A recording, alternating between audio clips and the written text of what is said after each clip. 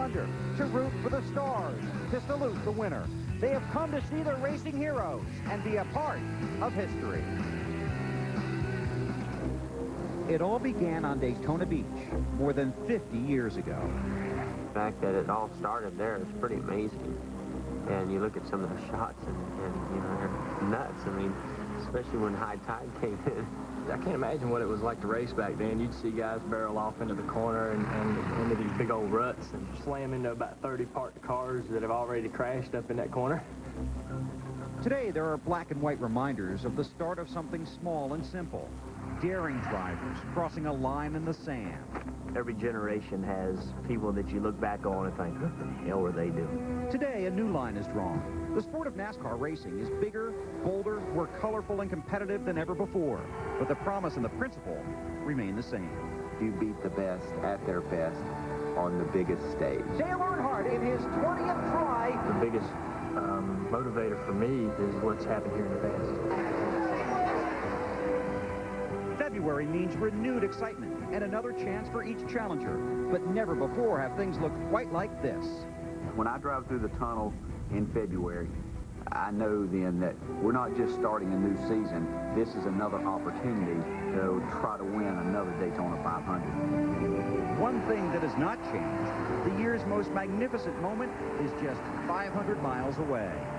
Michael Waltrip is going to win. The checkered flag is more a load off your shoulders. I've always been, thank goodness, I don't have to go another lap. I don't know if I could have done it another lap. Earnhardt was so close here for so many years and won all the other races here, but just missed the Daytona 500. Obviously, you can see in his eyes when he won, it was way different than, you know, most other races that he won. There's been times when I've said, boys, my race, done deal. And I get past, you know. I finished second in the Daytona 500 once, and I don't even remember when that was. But I can tell you if I'd have won it, I'd know when that was. It was all built on a foundation of sand. Today, the pageantry, patriotism, pride, and power of the great American race returns. All the time and all the energy is put into this one race. Prestige of Daytona 500 is just a race everybody wants to win. Only a select few drivers that win that championship, you know, and there's only a select few that win the 500, and it's harder to win the 500. Jimmy Johnson following race leader Michael Waltrip. There isn't an almost or close. It's just wins. The pressure is just unbelievable. It's probably the only race all year long that I actually get butterflies before the race starts. The Daytona 500, where the only colors that really matter are still black and white.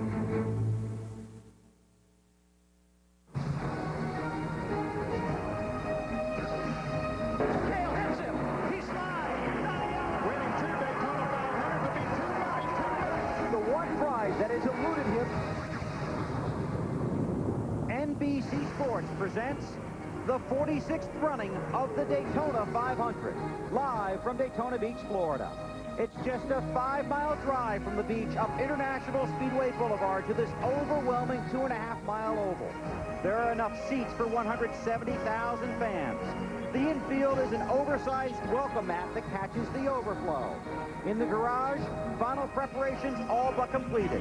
And on pit road, the power of the NASCAR Nextel Cup Series sits silent, poised to be unleashed by a single command.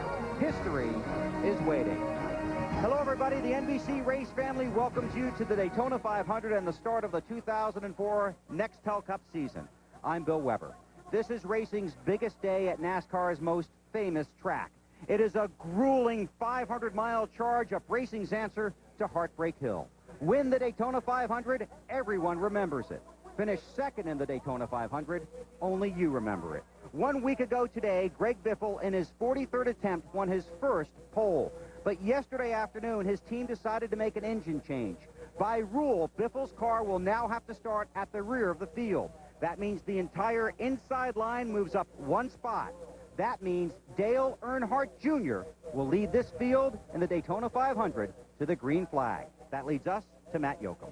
Bill, it took an extra week, but Dale Earnhardt Jr. is back on the front row for the second straight Daytona 500. And, Jr., everyone in the garage feels like you are the guy to beat. Do you feel the same? Well, I wish I had $100 for every time I've heard that this week. I got a great car, and I can win the race. You know, if that makes me the favorite, I guess so. But there's a lot of guys out there that are fast, and these cars seem like they're different every day, even if you don't work on them. So we'll just hopefully it's buckled down. Everything's ready to go today. Now, your dad took 20 years to win the Great American Race. You're in your 5th. Can you imagine what it would mean to you to win this, because you know how much it meant to him? Well, yeah, I mean, it was awesome, you know, when he won, and after everything he'd been through, come so close so many times.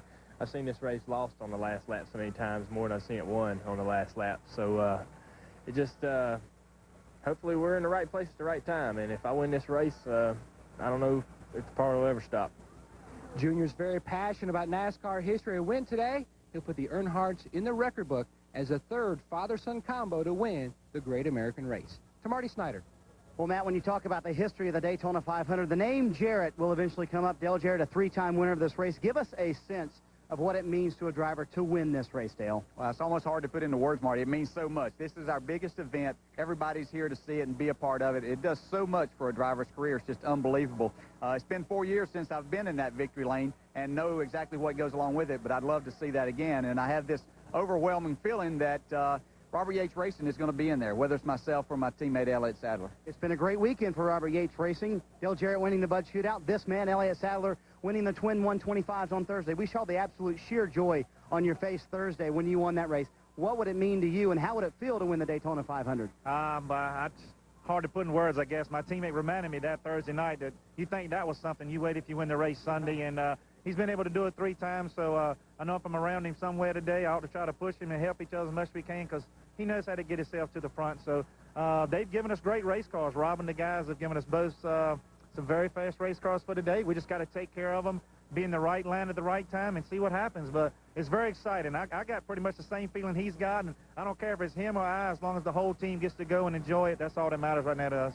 Virginia's Elliott Sadler, North Carolina's Dale Jarrett will try to give Robert Yates his 4th Daytona 500 win. Dave Burns. Well, Marty, a story that we've been following all week is the trouble that some teams have been having with the new right side tires that Goodyear, the only supplier of tires to the series, first tested and then manufactured for this Daytona 500. The tire is a different feel for the drivers, and in some case the right front tire has worn severely. This could cause a big wreck, obviously, if the right front blows out, the kind of wreck at Daytona that everyone fears. That has put competitors on edge, and it caused Robbie Gordon to vent his frustrations on Thursday. These tires, I hate to say this, but they're junk, and they're junk because this is what NASCAR wanted, not because Goodyear built a bad tire. I just don't know. I just don't know if we have enough grip to run, 3 wide and do the things we know to do.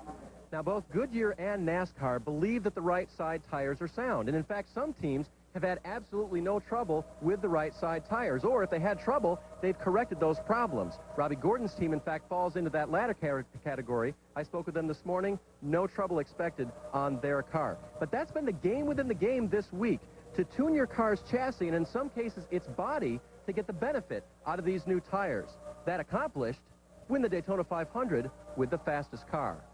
Last year, Michael Waltrip had the fastest car. He's the defending Daytona 500 champion. And this morning, our cameras caught up with him outside his motorhome.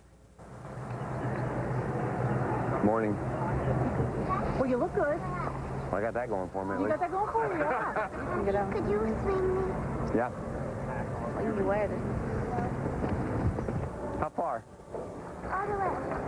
This is a verse of a song Buffy and I love to sing in church, so that's going to be on the dash of the old Napa Chevy. 2-time winner of the Daytona 500, driver of the Napa Chevrolet, Mr. Michael Waltrip.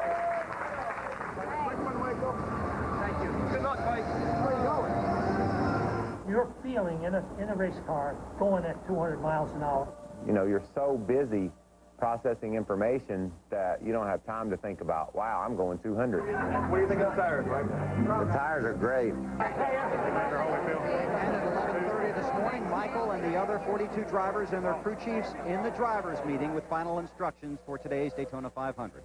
And it's a pleasure to welcome the 2-time Daytona 500 winner, Michael Waltrip, to the wagon. You should be worn out already. Hospitality, drivers' meeting, all those questions. You all set to go? It's all what leads you up to the race, Bill. We do this week in and week out. The first race of the year is our biggest race, and so everybody's had a bit of withdrawals from competition the fans and the sponsors, they all want a part of you, and so I enjoy it. I'm thankful that we have so many wonderful sponsors that help us fund our team so that we can bring cars like we have to Daytona the last 2 or 3 years. Speaking of cars, how's your car? How are your tires? My car is great. Every practice session, leading up to the 125, we struggled with the tires too. But it was just a matter of getting an understanding of them. You know, I've been coming down here a long time. Tire wear has always been an issue at Daytona leading up to the race. But then after the Busch race and you run the 125s, more and more rubber gets on the track. Tire wear seems to go away. We've got a real good handle on these tires. NASCAR and Goodyear came up with the tires that we're racing here. I think Goodyear's amazing. They can just, you say, make us a tire that wears out. Okay, we can do that. We'll do whatever you want to do. And I think it's going to make for an interesting Daytona 500. What will make this Daytona 500 what it is when that caution flag falls. If there's a caution flag with 15 or 20 to go, wow, it's going to be a crazy race. If we are able to race to the end of the event without a caution, a lot of cautions late, then it might be more calm. Guys with better handling cars might be able to get it done. Out on the track today, we will see you and Dale Earnhardt Jr. drafting together, no matter what somebody might have said in the heat of the battle earlier this week. We have done a nice job since I joined this team working together, and he's won a bunch of races. I've won a few, and it's because we understand the importance of a pack, the two of us working together to get those cars to the front and keep them there. Now, late in the race, in 2002, going into turn one, I'm leading the Pepsi 400. He dives out on the outside of me and tries to win the race. That's what we're all about. Thursday's races, as we understood it, were just a situation where we wanted to learn what our cars wanted to do. Could we make passes? How would it all work? He made a great move on me and got the victory. That didn't bother me any. You know, Thursday's for learning. Today is what we're all about. This is a deal, the Daytona 500, and I'm ready, and my car is ready, and can't wait. Thanks for coming up. Best of luck today. Thank you. Michael Waltrip qualified 9th. He will start 7th today. That's the first lap. Here's what's coming up on this supersized edition of the Discover Card Countdown to Green. After Matt Kenseth won the championship last season, he thanked his crew chief, Robbie Reiser, with a gift of horsepower. We'll go for a ride. Dale Earnhardt Jr. goes back in time to see what it might have been like if he was born 20 years earlier. Ryan Newman revisits his wild ride from last year's Daytona 500. Jeff Gordon and Jimmy Johnson try to see if there's a championship in the cards. And we'll tackle the issue of Joe Gibbs moving back to the NFL. All coming up on the Discover Card Countdown to Green. Judy has a difficult job called 3 kids.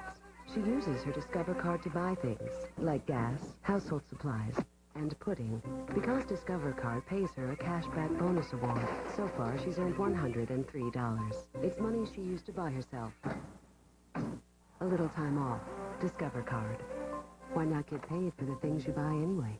The Discover Card is welcomed at BP Gas, Walgreens, Home Depot, and more than 1,000 new places every day.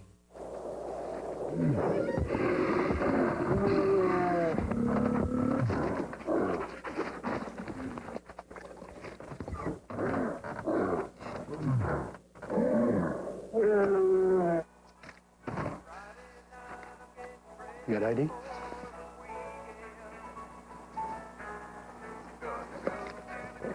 Okay. Nothing goes better with leftovers than some ice-cold Pepsi. It's the cola. Inside those cars is something familiar. A battery. And if you think all batteries are the same, consider this. Kevin Harvick's pit crew trusts one brand of battery in every critical instrument they use. Duracell. So whether you're racing NASCAR's best or the kid down the street, it just has to work. Duracell, trusted everywhere. Duracell, official alkaline battery of NASCAR. What do you do when he wants meat lovers, she wants a Supreme, and you want your favorite?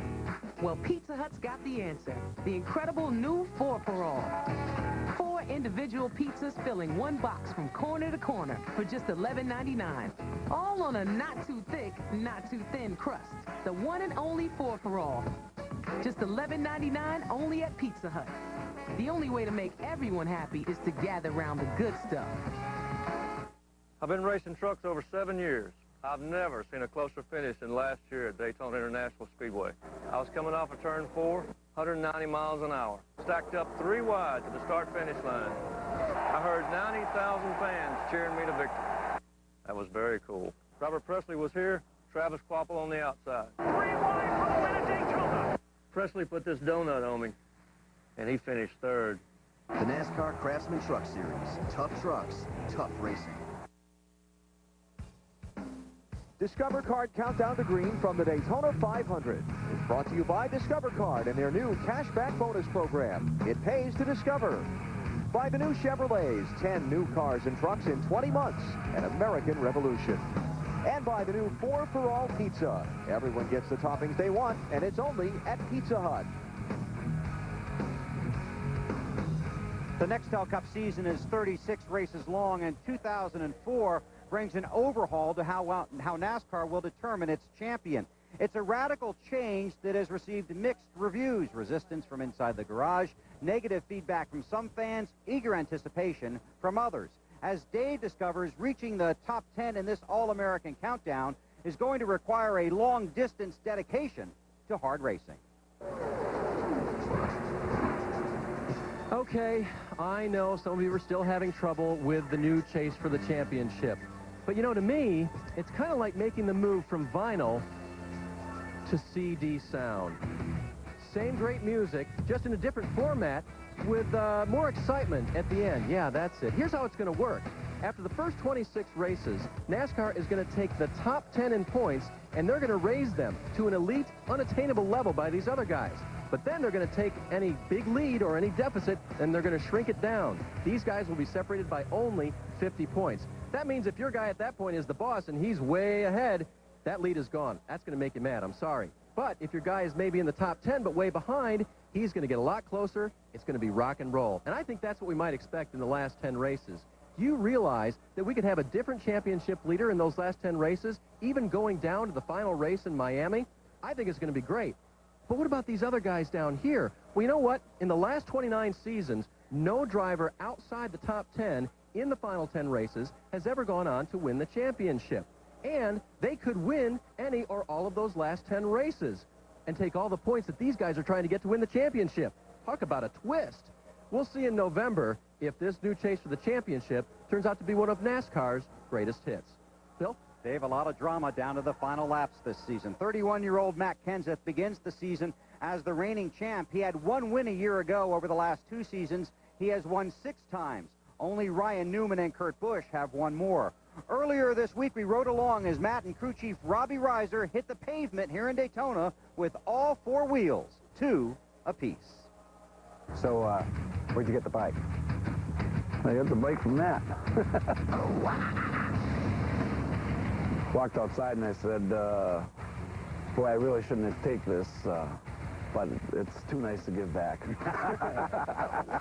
Today, these biker buddies are friends, teammates, and champions. But in the late 80s, they were Wisconsin racing rivals. I've heard there was a rivalry involved as weeks, months, time unfolded. Well, there was probably some bumpers bashed and some fenders broken along the way somewhere. We're working pretty hard to bring something out here. Yeah. Matt was 18 years old, and I was probably, I don't know, 24 or 25, and he started coming in and running against us, and I wasn't so willing to give up my turf at the time. You want equal time here?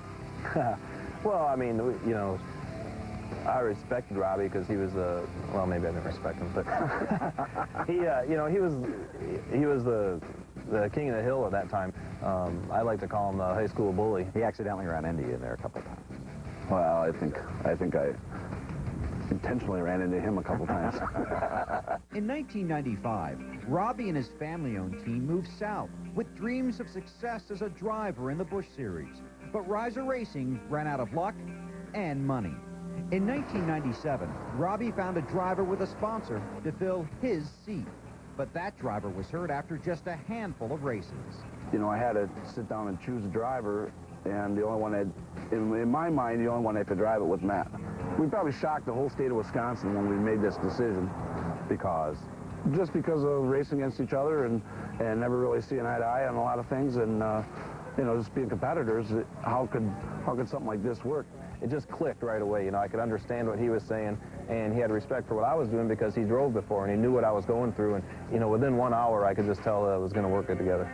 Now, 7 years later, the two are still together and on top, NASCAR champions. A success story because one arch rival gave up his seat for another. When you decided to give up the seat, Was that hard for you to do? I don't think I've even sat in the car since that day went by. You know, it just it was a decision that had to be made, and it got made, and I've had to live with it, and that's the way it is. To add to that a little bit, when we go to Dover, which is one of his favorite places, and if we're running good, especially when we had the Busch car, he'd say, man, when I watch that thing go around there, I sure wish I was driving. And then when we blow a right front tire and hit the wall, he's like, oh, man, I'm glad I'm not driving. Now, Matt told me he gave Robbie that motorcycle because he wanted his crew chief and friend to have more than just the memories to remind him of their championship. And coming into the 2004 season, they are the reigning Nextel Cup champions, and it's our pleasure at NBC Sports to welcome the president and CEO of Nextel, Tim Donahue. Good to see you, sir. Hey, Bill. Thanks for having me. How are you? I'm jazzed. I'm so delighted to be here. You were at this race 2 years ago and fell in love with it. I was. When we started first talking about whether or not NASCAR made sense for Nextel, I came down, and that's all it took. It was just one time to see the excitement in this sport, the crowds, the drivers, the owners, everybody involved in it. It's just been a fantastic ride for us. You attended the drivers' meeting here in July and got the standing ovation from the drivers. How did that make you feel? Well, that was definitely a fun day, and you know, I think that more so probably than any other sport, at least that we've been associated with, the NASCAR fan base it's just been incredible in terms of taking the sport to where it is today. And what we're all about is trying to continue to enhance the experience for the fans. And I think you'll see us doing that as we move down the road. We can already see your impact around this track, not to mention all the others are going to attend, all the signage, plus the huge promotional mentions in the print and the electronic media. Yeah, we're working real hard in terms of getting an experience for the fans that's new and it's different. You know, we have something called the Nextel Experience. Right. It's on the grounds, and it'll be at all the races, and it's a wonderful interactive display that we have where the fans can actually sit in simulators, drive cars through the simulator, watch a pit crew work.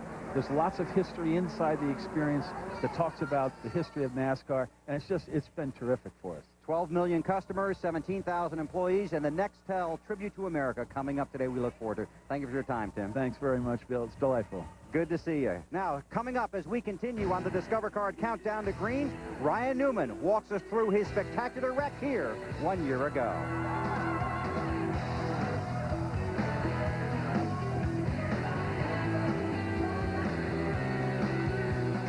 When I fall in love, it will be forever. Get your teeth in it! What some couples will do. I love you. For $1 million. I swallowed a chunk of heart. The Fear Factor Couples Championship Finale, NBC Monday. Is your transmission fluid old and dirty? Replace it with AMCO's Power Purge. AA MCO.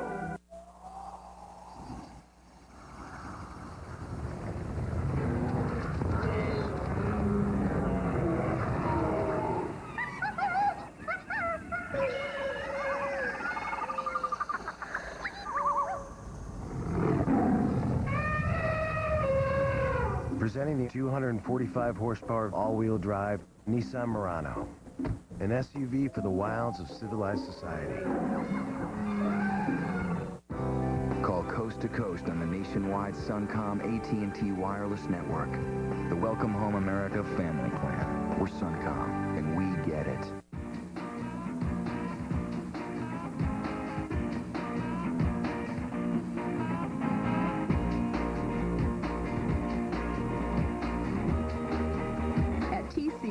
We offer more than 80 course disciplines and certifications, ranging from horticulture to pottery. And with campuses in Chesapeake, Norfolk, Portsmouth, and Virginia Beach, an affordable, rewarding education is accessible to everyone, even online. Tidewater Community College. From here, go anywhere. If you live, work, worship, or go to school in any of these Southside areas, you could qualify for the benefits of ABNB Federal Credit Union membership. Stop in today and discover why we're better than a bank. Ice in Hampton Roads, Monday at 5 and 6 on Wavy News 10. Gentlemen, start your engines! NASCAR is coming to IMAX. And it's racing right off the screen in IMAX 3D.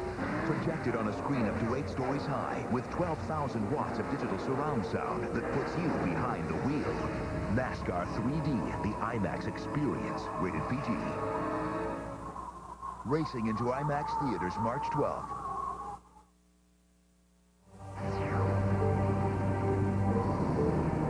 With 43 guys out there, somebody's going to make a mistake. You're probably going to make a mistake, and you just hope that it doesn't start that big one. Just got to be careful. You got to be on your toes all day long. It is the Daytona 500.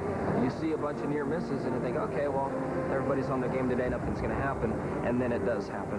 You just kind of hold on tight and hope you make it through.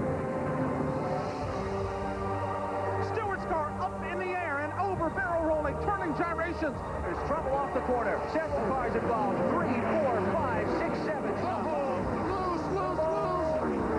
And crash. Trouble off turn 2. Is this the big wreck? It's Spunup. Caution's out. He's Spunup. Caution's out. Caution's out. Wreck behind you. All right, guys. We just spun. Hang on to it. Go low, go low, go low, go low.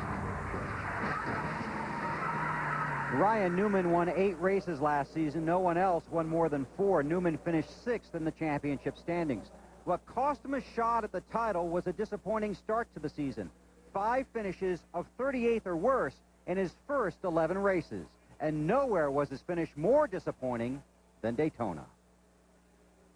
Oh, contact in the pack. 2 cars into the wall in the middle of the field. Over on its roof is Brian Newman in the tri-oval grass. The car flips 2, now 3 times, and comes to rest on its roof just off the front stretch. Do you realize where you're standing right now? About right there. Okay, about right there. About right there. But you probably haven't even stepped on this grass since that day, have you? No. They've resodded, you see. I guess take a piece home with me. Oh, did you? Yeah, did you really? Intentionally or not? No, it was in the car. I remember the sound very clearly. That can't even describe the sound, but I know if it ever happened again, what it was. Hopefully, I never hear it again. People ask me all the time, eyes open the entire time, eyes shut. Do you remember? I think naturally my eyes were open, but I think again naturally when you realize there's an impact coming, you close them for a split second. It's real natural, just like when you see an insect flying towards your eye, your natural instinct is to close your eye. The difference is that the wall is a little stronger than the bug. Has anything at all in your life changed from this incident? The one thing that has changed is, it's to give us some, as the engineer talking, giving us some more data for understanding what happens, what I go through in crashes like that. You notice I don't really take my eyes off it because I still watch it and try to look at different things. And where the sod, the piece of sod's been hanging around with me the whole time there. I remember the windshield there being ripped down, busted down because of the car landing on its roof, and just pretty wild. I still have the helmet. Actually, it's still got a bunch of mud and sod stuck in it.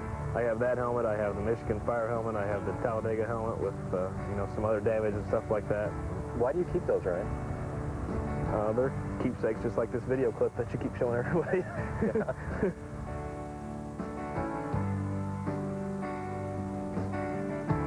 Ryan Newman, of course, looking to turn things around from that incident last year. Ryan, I think the biggest surprise to some folks is how dominant you've been on certain tracks and not here at Daytona or in restrictor plate races. Can you guys get a win today? I think we can. Just everything's got to line itself correctly. You got to have brakes your way, and then sometimes you got to have brakes going against other people. I guess they call that bad racing luck, but we'll have to see how it goes. The Altel Dodge is pretty good. I'd say it's a little above average. I'm really looking forward to the sun breaking out. All right, Ryan's had his meeting with his crew chief. He's on his way to driver introductions to get this thing started. Bill? And Ryan qualified 20th, but will start at the back of the field because of an engine change yesterday. Kevin Harvick starts 10 places in front of him in 10th position. In August of last year, Harvick won the Brickyard 400. Today, he hopes to add the Daytona 500 to his racing resume.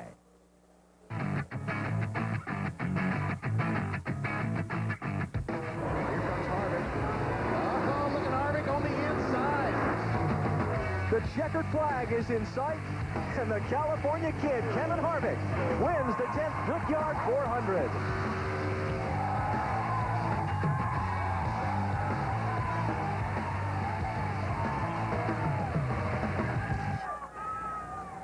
Kevin Harvick made learning moves in the Budweiser shootout and his twin 125, finishing 3rd and 5th. Kevin, did you find that winning move you want? I hope so. The GM Goodwin Chevrolet has been really good since we've been here, and you know those were for trophies. This is the real deal. This pays the points, pays the money, and this is the Daytona 500. So a lot longer day, which is what we're a lot better at than the little short sprint races, and got the team and the people to do it. So we're just ready to go.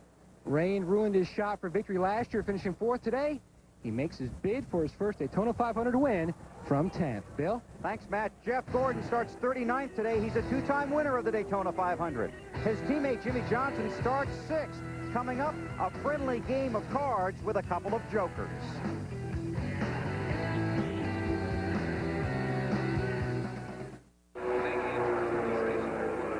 Dear Daryl, we heard you're running with Toyota Power. So how do you like your new truck? Eddie Conner, Westboro, Mass.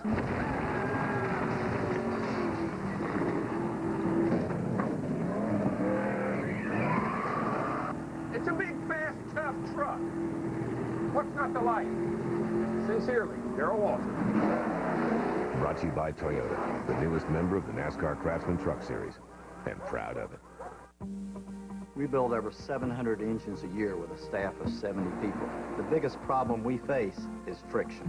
It robs us of power. We're looking for two things: getting the most available power and keeping the engine alive. One of the simplest ways to reduce friction in an engine is to use Quaker State, engineered to deliver a 10% lower coefficient of friction. In the last 7 years, we've been fortunate enough to win 8 championships, and Quaker State helped us get there. The power to reduce friction.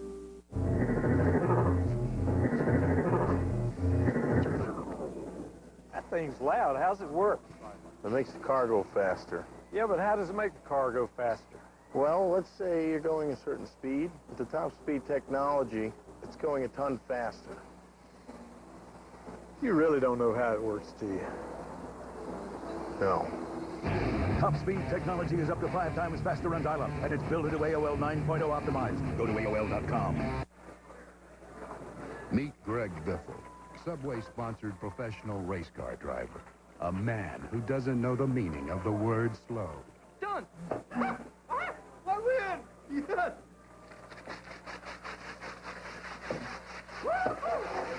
Subway, proud sponsor of Greg Biffle and the number 16 car. Biffle, you're the man! Subway, eat fresh. NASCAR, California Speedway, and 100,000 of your closest friends. The NASCAR Auto Club 500 is coming to California Speedway April 30th through May 2nd. Order your tickets right now. Treat yourself to an entire weekend by coming out for all of Saturday's action, including the always exciting Busch Series race and a live musical performance. Auto Club members receive special benefits. Don't miss out. Call today at 1-800-PIT-SHOP or go to CaliforniaSpeedway.com. California Speedway, America's ultimate race place. Tonight, come on! It's the premiere of Shrek on NBC. The Oscar-winning film starring Mike Myers, Joker Sting, Cameron Diaz, and Eddie Murphy. I'm a donkey on the head! Plus, an all-new preview of Shrek 2. Wow! Shrek, NBC tonight, 7/6 Central. Bye-bye! The Discover Card countdown to green continues at the Daytona 500 on what is expected to be a cool, windy, partly sunny, and dry, that's the key word, dry afternoon. 43 drivers will start this race, but somebody has to lead the cars around the track on the pace laps. Today, that somebody is actor Ben Affleck. Yesterday, Wally Dallenbach gave Ben a few driving tips in the pace car. Some tips that left Ben and the rest of us a little foggy. Here's what you don't want to do. NASCAR won't like it if you get right up against this wall. I normally wouldn't run this close to the wall with my Wally World car, but since this is a rental, I don't really care. Anyway, I understand you're in the film business. Yeah! Make some money at that? Yeah, that's okay. Very cool. Never done one of these before. We got a problem here because I can't see anything right now in turn 3. Okay, now we're going to hit this banking. Way up on the bank. Is this cool or what? Didn't you put David Spade into the wall one time? I put David Spade in the wall on purpose, but I wouldn't do that to you. Oh, almost. That's just kidding. Sure. You are ready to take me for a lap now. We're ready. Okay, buddy. Hammer it. Yeah! you're supposed to brake before you come into these turns, right? Never touch the brakes here. The brakes are for sissies? Brakes are for sissies. No. Yeah, you're doing good. I mean, very nice. 125, 130 miles per hour. See, this is one of the greatest. There's no traffic cops here. I don't get a ticket for this. Great. I mean, this is terrifying right now. No, you don't look terrified to me. Woo! That's it, man. You have passed the test. You can get it done. Keep your hands on the wheel, though. That is the key. Keep your hands on the steering wheel. Jeff Gordon has 64 career wins. His teammate Jimmy Johnson has 75 career starts. Gordon has 4 championships. Johnson has 6 wins.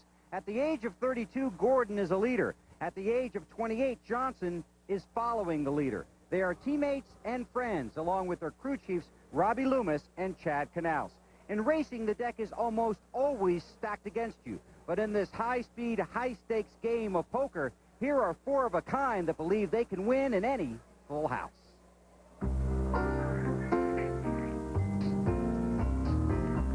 Ante up.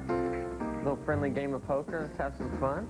Oh, wait. These were the ones coming out with your red. Whoa. Oh, I'm shaking. Okay. What? $1,500. This is a friendly game of poker, okay, man? We're friendly. We're friends here. This money's not real. Oh, yeah. This is how Robbie works. You know, Get that big lead, I'm gonna sit down. He'll get excited at the beginning, then as soon as he gets a little something on his side, it's like, you know, little green chips from then on. Old green. He's on the positive So I have side. learned poker's a lot like racing. I mean, there's a lot of similarities. Especially playing with Chad. He's still bluffing me. What do you mean? It's open book, buddy. Yeah, Open book. You know that. Well, I've learned with him. Oh, tires look good. That doesn't mean that necessarily. It just hasn't blown apart yet, so that's good. So you bluff at the racetrack sometimes? You know, if you have to, I'm going to pit on 44 for sure. And you pit on 46. It just, your fuel mileage just got just a little bit better. Wait a minute, that's what you did to me yesterday in the race. You did that to me, that wasn't Yoakum. As long as you don't bluff that. It's open book, buddy. I get asked that question all the time. You know, how come you don't have Jimmy set up? Oh, Lord. Whatever. Gotta handle stress well. That's the key to poker, too. Getting quiet. And the stare. Stare down. Stare down. Some shades on. I got nothing going on there. It's just cheap. Wait a minute. You just grabbed some chips off. Where'd you get that? I know you didn't win that Wait last a minute. hand. Johnson's been playing with these. Oh. What is this? Hold on. No, this game's over. I got 24, baby. Oh. I think that's what he did. All right, so we're at the 500. It's all or nothing. We're all in. We know Everybody's all in. You don't have everybody's all in. Everybody's all in. Okay. It's just like the 500. All right, let's see how it plays. It's Thank like you, boys. Jimmy wins the Daytona 500. And I like that. We don't like that too much. All right, how's this? As far as I'm concerned, if it's anything like this, it's a victory. There you go. How's that? That's right. That works. Let's do it, boss. Deal with that? I'm good. All right, buddy. Come on, crew chief. Let's do it. James. Tight one. And we'll see who has the winning hand today. And there's what a lot of people have been waiting for, Air Force One, as it approaches Daytona Beach. In 1944, President Franklin Roosevelt called for the creation of the Presidential Pilot's Office to provide air transportation for the president and his staff. And President George W. Bush will be here, landing just a few minutes at the airport directly behind the Daytona International Speedway. We'll be coming to pit road to greet the drivers, and we'll give the command to fire engines here this afternoon. For most of the first 20 years, various 4-engine propeller-driven aircraft were used for presidential air travel. The first jet was a Boeing 707 in 1962. Today, there are 2 Boeing 747-200Bs that take the president around the country and around the world. And whether he's on either plane, the designation is always Air Force One. Well, on the aircraft, the president and the staff have access to a full range of services. Flying over the track, they'll be landing in just a few minutes right behind the speedway. Now let's get back to the action at hand. Let's check in with Marty. Well, Bill, we've learned two things in the last 30 seconds. The president's almost here, and Jeff Gordon needs some help at poker. But in the game of poker, you don't show your hand, and even teammates are your enemies. But today's a different game. Teammates are your friends. Why, Jeff?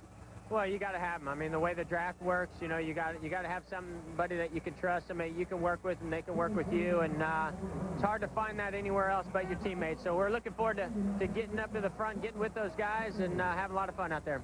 Two-time Daytona 500 winner Jeff Gordon will have a long way to go if he wants to win today. He will start 31st. Matt?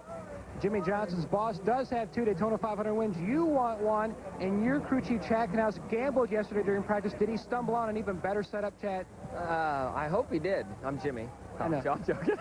I hope so. I hope so. You know, we felt very comfortable with the car the day before in practice. And Chad went to work, tried some things out, and we were just going to try and see if it worked, and he rolled the dice. And yesterday it worked out good. I just hope it applies to today. I really think it will, especially since the sun's coming out. I think this Los Monte Carlo is going to be in great shape. He rolls off 6. He finished 3rd in this event 1 year ago, Bill. Thanks, Matt. And I just want to tell you, this place saw Air Force One, and it is buzzing, waiting the arrival of the president. We'll see him land here in just a few minutes, and here's what else is ahead on the Discover Card Countdown to Green. Joe Gibbs now has 2 Super Bowls every year. The first one is today. Dale Earnhardt Jr. is a student of racing history. Today he's a student driver in an old Rusty Wallace Chevy. And Wally Dallenbach hits the track, hoping his car is a good draft pick. All still ahead on the Daytona 500 edition of the Discover Card Countdown to Green. Jack is searching for his son's athletic talent. The search has proven problematic. But every time Jack uses his Discover card to buy things, he gets paid a cashback bonus award. So far, he's earned $130. It's money he used to buy his son something more suitable. Discover card. Why not get paid for the things you buy anyway? The Discover card is welcome to Toys R Us, Sports Authority, Valley Total Fitness, and more than 1,000 new places every day. If a relaxing moment turns into the right moment, will you be ready? Introducing Cialis, the first tablet for erectile dysfunction that gives you up to 36 hours to choose the moment that's right for you and your partner. New Cialis goes to work fast and can work for up to 36 hours. Cialis is not for everyone. If you take nitrates for chest pain or certain alpha blockers for prostate problems or high blood pressure, do not take Cialis. Such combinations could cause a sudden unsafe drop in blood pressure. Don't drink alcohol in excess with Cialis. The most common side effects were headache, upset stomach, delayed backache, or muscle ache. Erections lasting longer than 4 hours, though rare, require immediate medical help. Discuss your health status with your doctor to ensure Cialis is right for you and you are healthy enough for sexual activity. Ask your doctor if a free sample of prescription Cialis is right for you. 36-hour Cialis.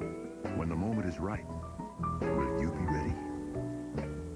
You could have a dash panel made from the same steel as every other truck. Or from the quiet steel, found only in the new Ford F-150. The choice is yours. This or this. The quietest pickup, period. Only this truck earned the right to be the 2004 Motor Trend Truck of the Year. If you haven't looked at Ford lately, look again. Meat! Pepperoni! Green pepperoni! Guys, stop fighting! I've got the new Pizza Hut 4 for all. 1, 2, 3, 4 pizzas in one. You can all get what you want. And I've got green peppers just for you, Kermie. Kermie.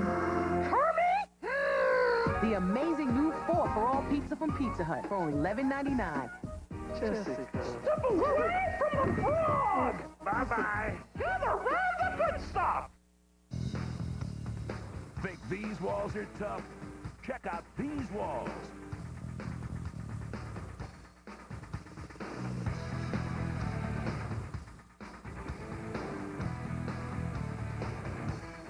The AFL on NBC next Sunday, 3 Eastern, noon Pacific. Air Force One landing here in Daytona Beach, Florida, bringing President George W. Bush to the Daytona 500, where he'll give the command. Plane landing just a few moments ago. And just for the record, Air Force One doesn't make many pit stops. It carries enough fuel to fly halfway around the world. As a football coach, Joe Gibbs was a workaholic. As a car owner, he was a raceaholic. In both roles, he was a winner. Now Gibbs has re-entered a never-ending race, the one for NFL supremacy. And as Marty Snyder reports, Coach Gibbs now hopes all three of his teams can complete the winning pass.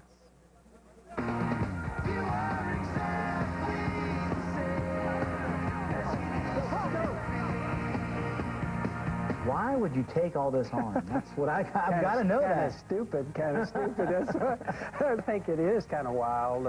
Wouldn't have dreamed it, 6 months ago, but I guess the best thing to say, a series of things in your life kind of fall into place, and you think, well, I feel like I'm being led to consider coaching again. Let me read some descriptive quotes from your first retirement. Utter exhaustion, around-the-clock work schedule, 16 hours a day, 7 days a week. Yeah. Does that sound familiar? They do sound familiar. There's no getting around it. It is, it's a real grind, and I certainly go into it with my eyes wide open, knowing this is going to be a very, very hard thing to do. The first hard thing he had to do was tell his drivers, Bobby Labonte and Tony Stewart, that he was headed back to the NFL. When I told Tony, he said to me, he goes, hey, you got to be ready for this one when you get down there. And I said, what's that? He says, the people asked me, he said, well, how about Joe? And he goes, I didn't really like him anyway. And then he said, now, I think the reason why he went back into this was to pay for Bobby and Tony's contract. That's true. Yeah, that's probably true. I think Tony's fans are a little concerned because you're the one who seemingly kept him in line for so long. You buy into that at all? No, I didn't really keep him in the line. You saw what he did when I was there. I think it'd probably be much... I tell you, Tony, to me, has matured, getting this new contract done, seeing him win that championship. I really see Tony is really, in a lot of ways, enjoying things more. Bobby has always been, to me, solid as a rock. Now, don't misinterpret now. He can blow a gasket now. He's gone after me a few times, on some real serious issues. I really think both of those guys they help drive what we do there. Bobby Labonte has a 6-year contract. Tony Stewart has a 6-year contract. Contract here, 5 years. Do you expect to be back at Joe Gibbs Racing full-time and renegotiating those contracts when all is said and done? I think it's going to depend what all happens here. This won't be forever. This is going to be a window, and it just depends on, I think, how we feel and how I feel and how everybody thinks and how the fans feel. The race team is forever, hopefully. We have 230 people working there. I take that as one of the most valued things anybody could ever have. Our family, all of us, hopefully we're going to own it and have it forever.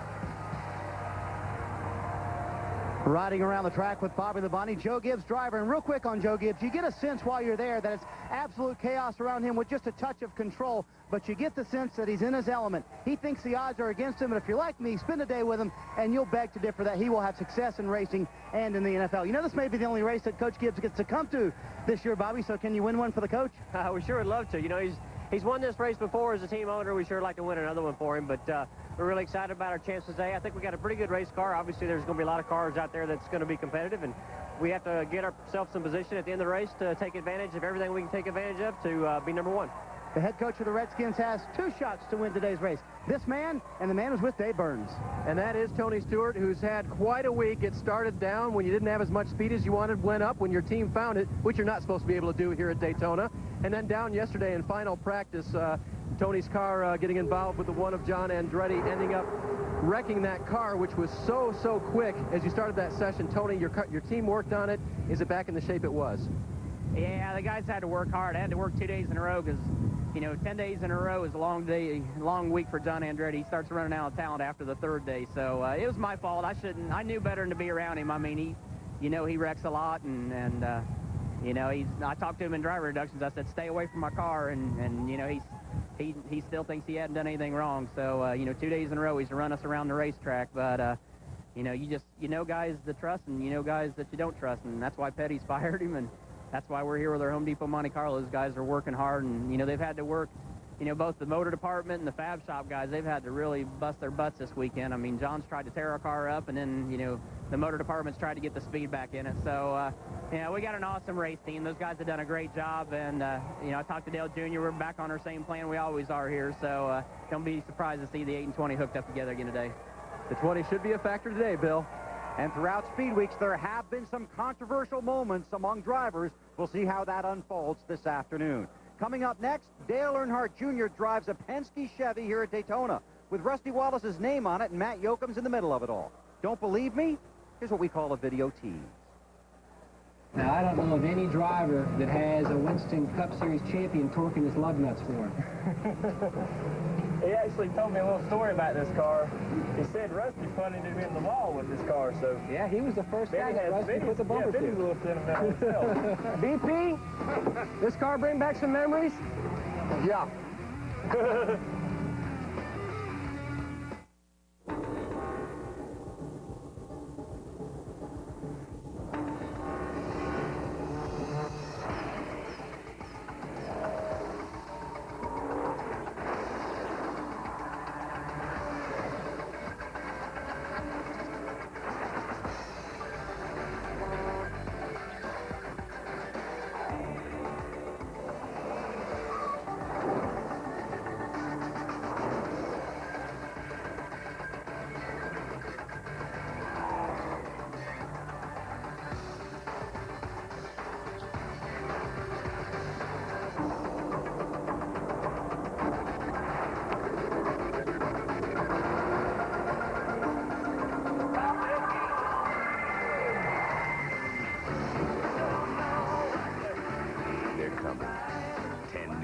and trucks.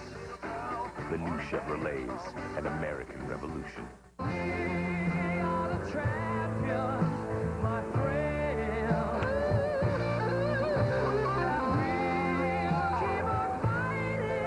Ah, the feeling of asking your doctor about Viagra. Why do dark chocolate Hershey's Kisses look so good? Because they have impeccable taste. Little Hershey's Kisses, dark chocolate taste. Ryan Newman drives just like you. He warms up the car, fights his way through traffic, and hurries home at the end of the day. That's why he depends on Mobil 1 for advanced wear protection. Nothing outperforms Mobil 1, the official motor oil of NASCAR. Your home, your ideas, and the freedom to express them. At Lowe's, we make it easy. Introducing the Pergo Signature line, only at Lowe's. Laminate flooring has never looked and felt so much like real wood. Lowe's stocks more laminate floors like Pergo and Armstrong than anybody else. And at Lowe's, we have low prices every day, guaranteed. That's our promise. Lowe's, improving home improvement.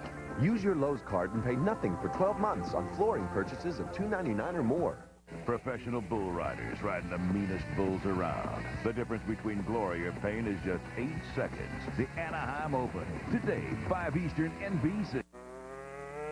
Earnhardt Jr. takes over Wallace as we head into the final. Racing will never be the same, with exclusive content on AOL and Track Pass on NASCAR.com. The coolest thing that was said to me after that race was the first thing that was said to me. How does it feel to be a 2-time champion of the Daytona 500? Oh man, that's really neat. I like that a lot. And, you know, you're introduced as that guy for a long time to come. You know, and if you got to be good somewhere, there's no place better to be good than at Daytona. Michael chasing his third Daytona 500 win. His teammate Dale Earnhardt Jr. chasing his first. Earnhardt has the genes and the means to chase championships for years. He has won at this track, just not in this race. A race and a place that he truly cherishes. As a student of the sport, Earnhardt Jr. knows he is a part of its future, but he is also intrigued by its past. So Matt Yoakum borrowed a vintage race car to give this throwback driver a feel for the wheel of racing history. Have you ever seen anything like this that you're going to have a chance to drive? Wow. That's awesome. You know, many see you as the next generation NASCAR driver, but you're a throwback driver at heart, aren't you? Why? I don't know, you know, it just seemed like the most exciting time to be a driver and be a part of the sport. The sport was a lot rougher around the edges. I wish that I was racing back when these cars were around. That'd be awesome. But the 70s was a decade that Junior was born. And with his superstar father dominating the 80s, it was only natural that Junior came to admire those men and their machinery. I mean, a lot of new bars, roll cage bars and stuff in the cars we drive today that you don't see in this car, which is interesting. I'm going to try to get in without taking the steering wheel off, because that's how they did it back then. Old school. Yeah. Crank her up. Have some fun.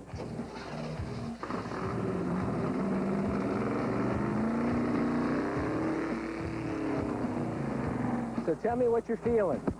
There ain't a whole lot of difference in just the feel of the wheels. The shocks on this car are quite a bit different than what we run today. So the car's bouncing around, jumping around a little bit.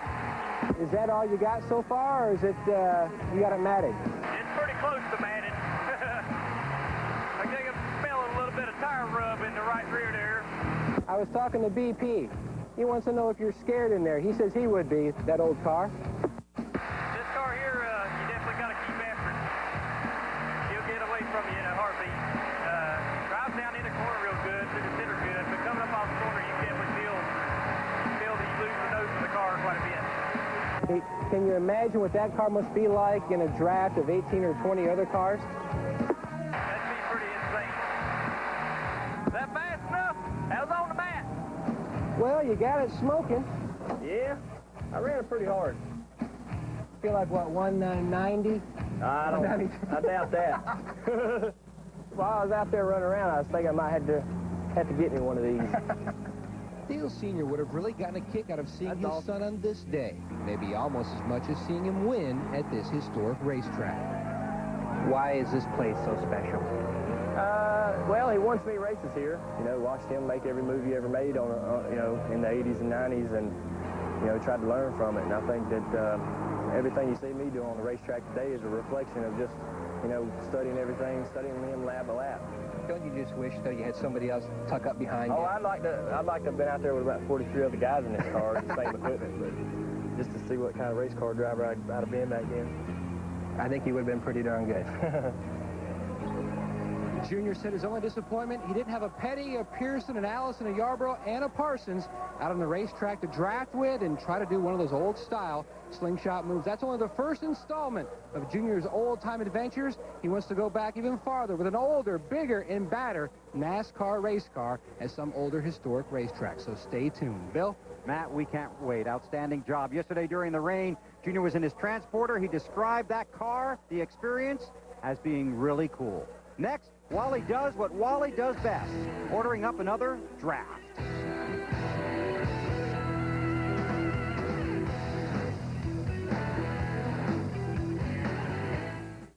Judy has a difficult job called 3 Kids.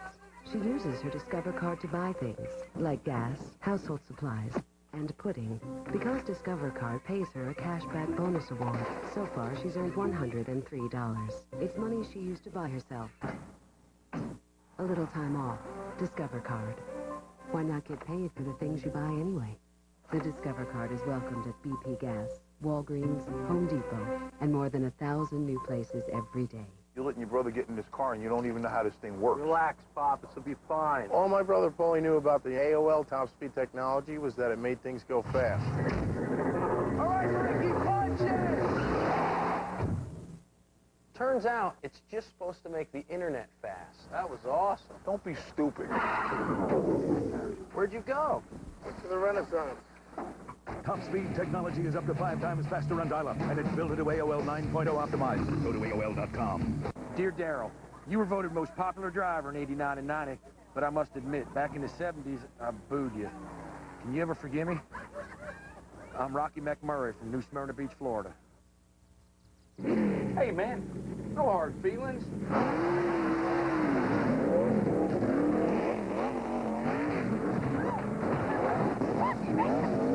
Sincerely, Darrell Walker. Toyota, the newest member of the NASCAR Craftsman Truck Series, and proud of it. Meet Greg Biffle, Subway-sponsored professional race car driver. A man who doesn't know the meaning of the word slow. Done. I win. Yes.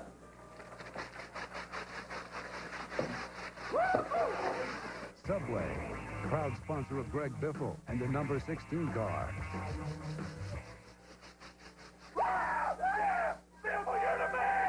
Subway, eat fresh. A.J. Foyt's father passed his craftsman tools on to his son. Some of my father's tools are a little bit older than I am. Who's passing them on to his son. We still use a lot of his tools out there to this day. Who will one day pass them on to his son. You know, it's just amazing that they were that good back then, then they're still the best today. Dad knew they'd last at least 4 lifetimes. Craftsman's 1,600 hand tools are guaranteed forever and made in America. Craftsman at Sears. NBC tonight on an all-new Law & Order Criminal Intent. A bank robber uses innocent people. Don't shoot! They got me wired! As human bombs. Now they've got him. Police, put your hands up. But there's one still out there. Now we need to intercept her before she straps on that bomb. All-new Law & Order Criminal Intent. NBC tonight. The 46th running of the Daytona 500 on tap this afternoon. Many of these 200,000 fans have been here for 10 days. And here's one of the newest fans coming into the track. The President of the United States, George W. Bush, landed just a few minutes ago at the airport behind the Speedway. Now the motorcade proceeding onto the track and around the racing surface. And shortly, he will be greeted by many of the Nextel Cup Series drivers. And later on this afternoon, he will give the command to fire the engines. Wally Dallenbach wants to give you a lesson in drafting here at Daytona. How do you get it done? Well, you have to pay attention, and one simple rule is 3 cars are better than 1.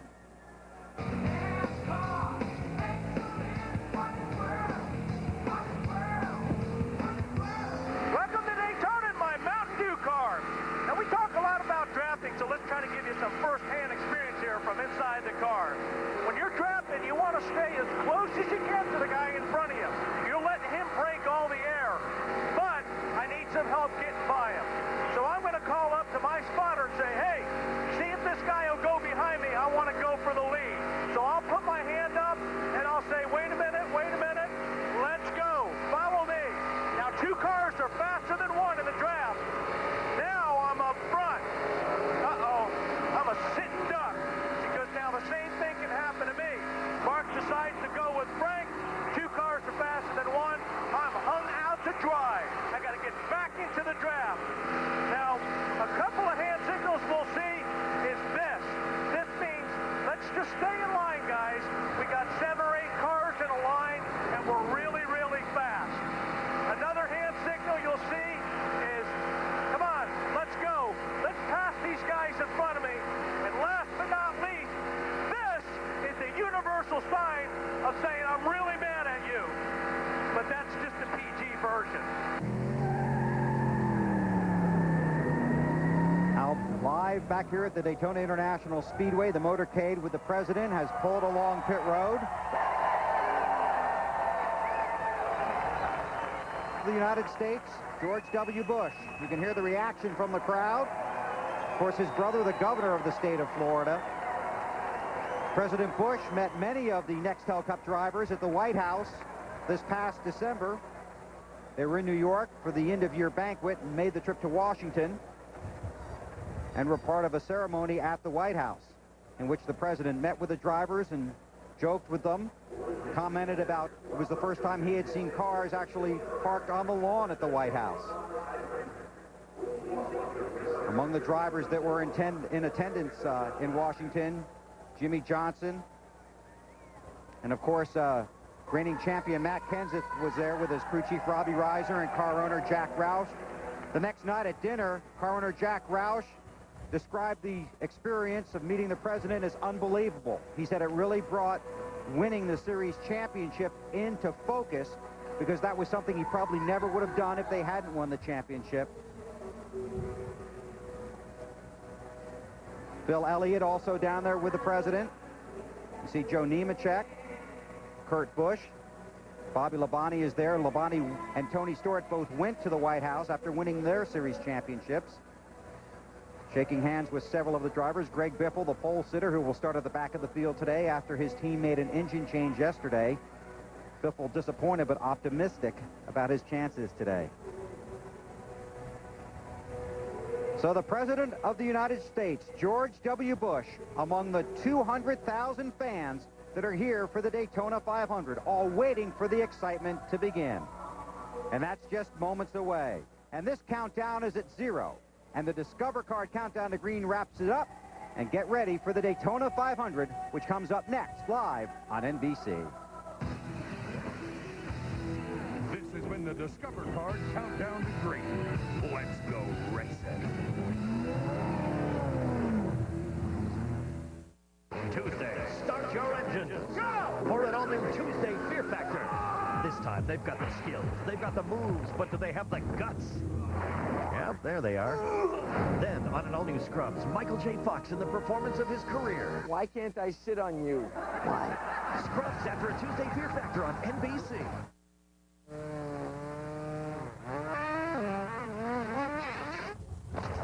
Sometimes stuff just doesn't work right. That's why you should drive a Toyota certified used vehicle. Toyotas have that dependable quality, so you shouldn't have to worry about high repair costs. Don't you wish Toyota made more stuff? See your Toyota dealer now for great low financing on Toyota certified used vehicles. The best new cars make the best used cars. Dad, if I'm going to take this thing, I got to lose this headache fast. Got any goodies handy? Pal, I told you he's going to want the goodies on the last bit. But do you listen to me? Dad, I'm trying to race here. Can you spare me the lecture? Because it's a powder, goodies dissolves faster than tablets, so it gets to work fast. Hey, wait! You got some dirt on your visor. Dad, you're embarrassing me. Goodies, it's just plain fast. Excuse me. Hi, can I see that laptop? Sure. You can access the internet all around your house. It's wireless networking. Did you say wireless? I'm free, I'm free. Not just a puppet on a string, no ties to anything. Find your freedom. Get a $150 rebate with any laptop at Best Buy. Thousands of possibilities. Get yours. Ice in Hampton Roads, Monday at 5 and 6 on Wavy News 10. Well, I'm taking my time. I'm just moving on. You'll forget about me after I've been gone. And I take what I find. I don't run no more. It's just outside of your front door.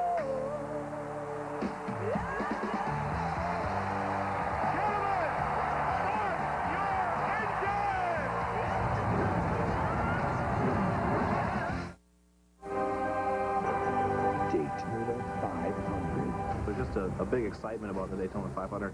Series champions. It's just tough to win. Daytona champions. The prestige of it has just been built for so many years. The ultimate prize. If you got to be good somewhere, there's no place better to be good than at Daytona. The legacy. Using lessons learned from his father. You just feel it building up, building up, building up. It's hard to keep everything peaceful. And now all of a sudden it's time.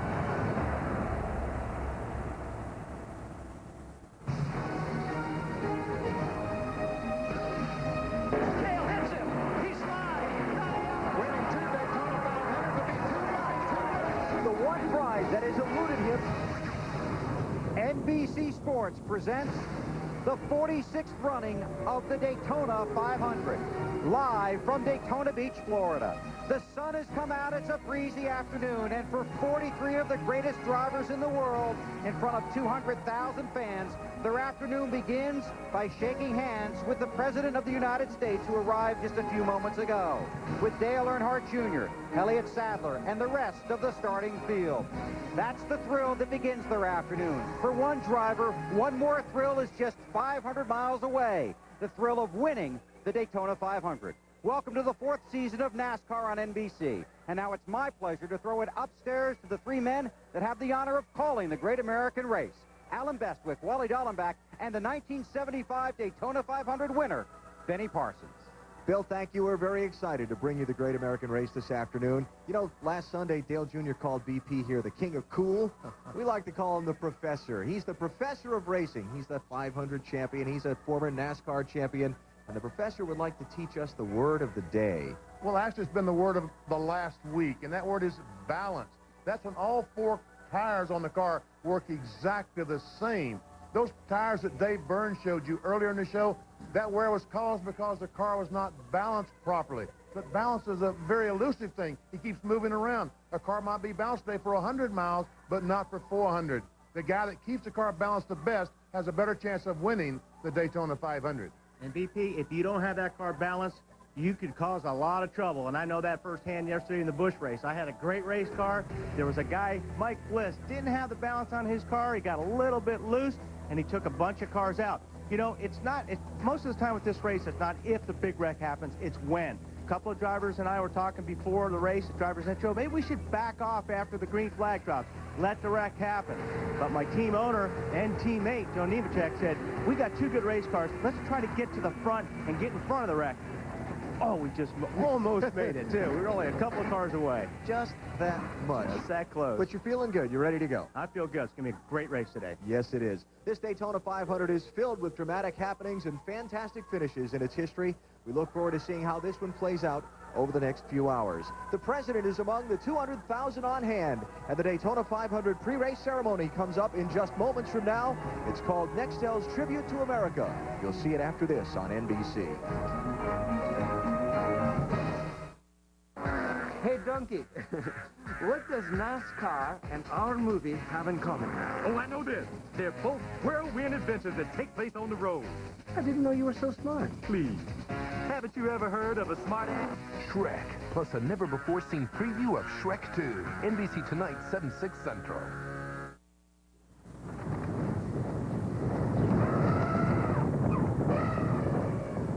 It's the Mighty Mouse of cars. Meet the surprisingly big Chevy Aveo. And we can roll all day. I got a full tank of and we can roll all day. If I could ride all night. It's only little on the outside. Meet the surprisingly big Chevy Aveo. The new Chevrolets, an American revolution.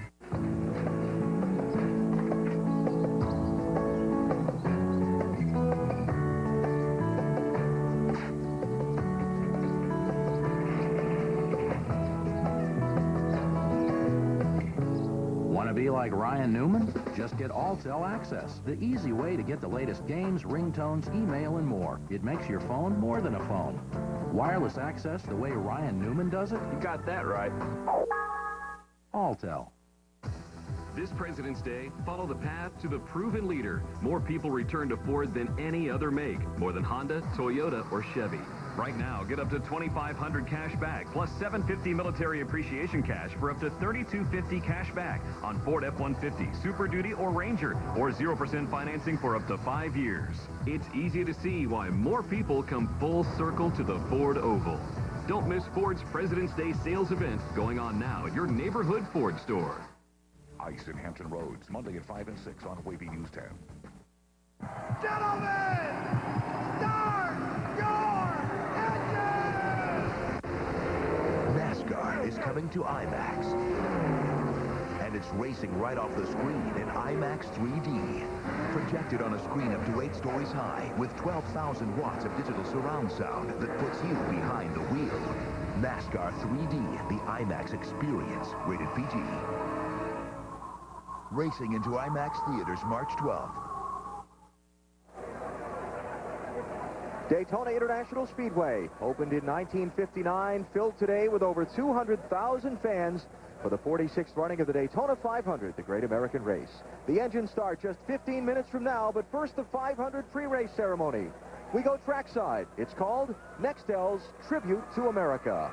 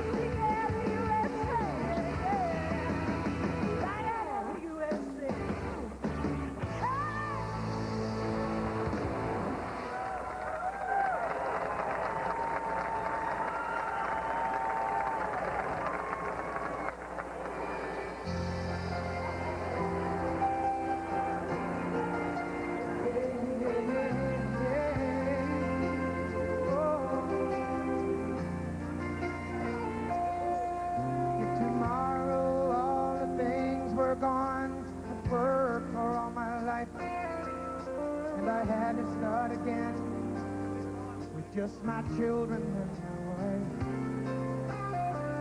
Thank my lucky stars to be living here today, 'cause the flag still stands for freedom, and they can't take that away. And I'm proud to be an American, where at least I know I'm free. And I won't forget the men who died, who gave that right to me. And I gladly stand up next to you and defend her still today. 'Cause there ain't no doubt I love this land. God bless the USA.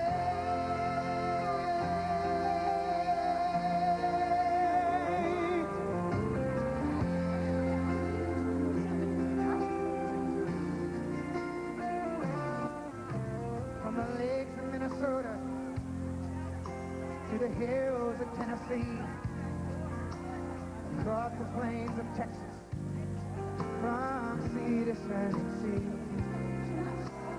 Detroit down to Houston, and New York to LA, where there's pride in every American heart, and it's time we stand and say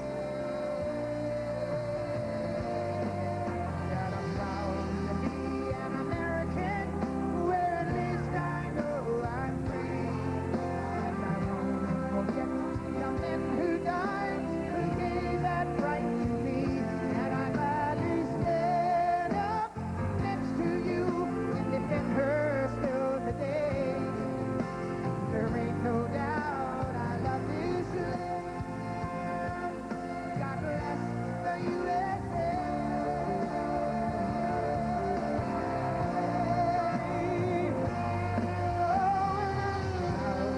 Be an American, where at least I know I'm free. And I won't forget the men who died, who gave that right to me. And I gladly stand up next to you and defend her still today. 'Cause there ain't no doubt I love this land. God bless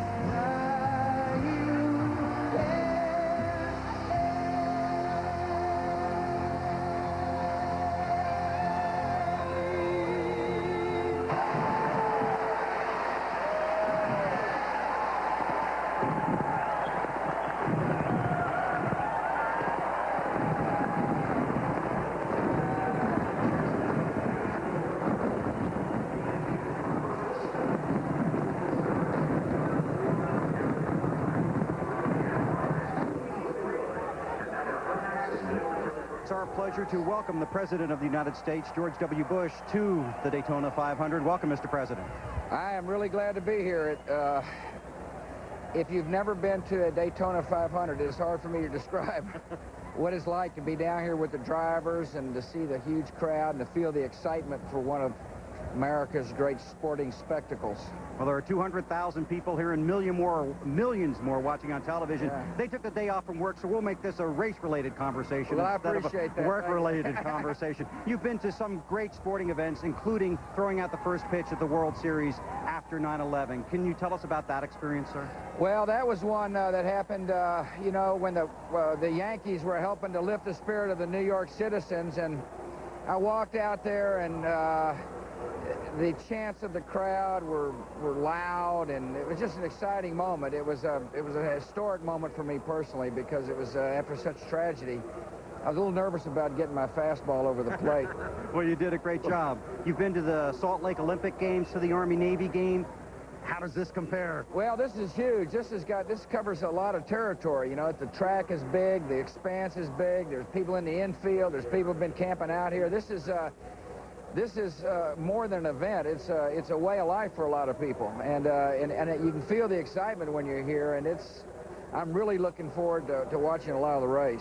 Now, in December, you had several drivers to the White House. You allowed them to park their cars on the grass. I That did. was very nice of you, sir. Well, it takes a special person to be allowed to be parking on the grass there at the White House, but it's neat to meet these drivers. They're courageous people. They know no fear, and yet they're in good shape.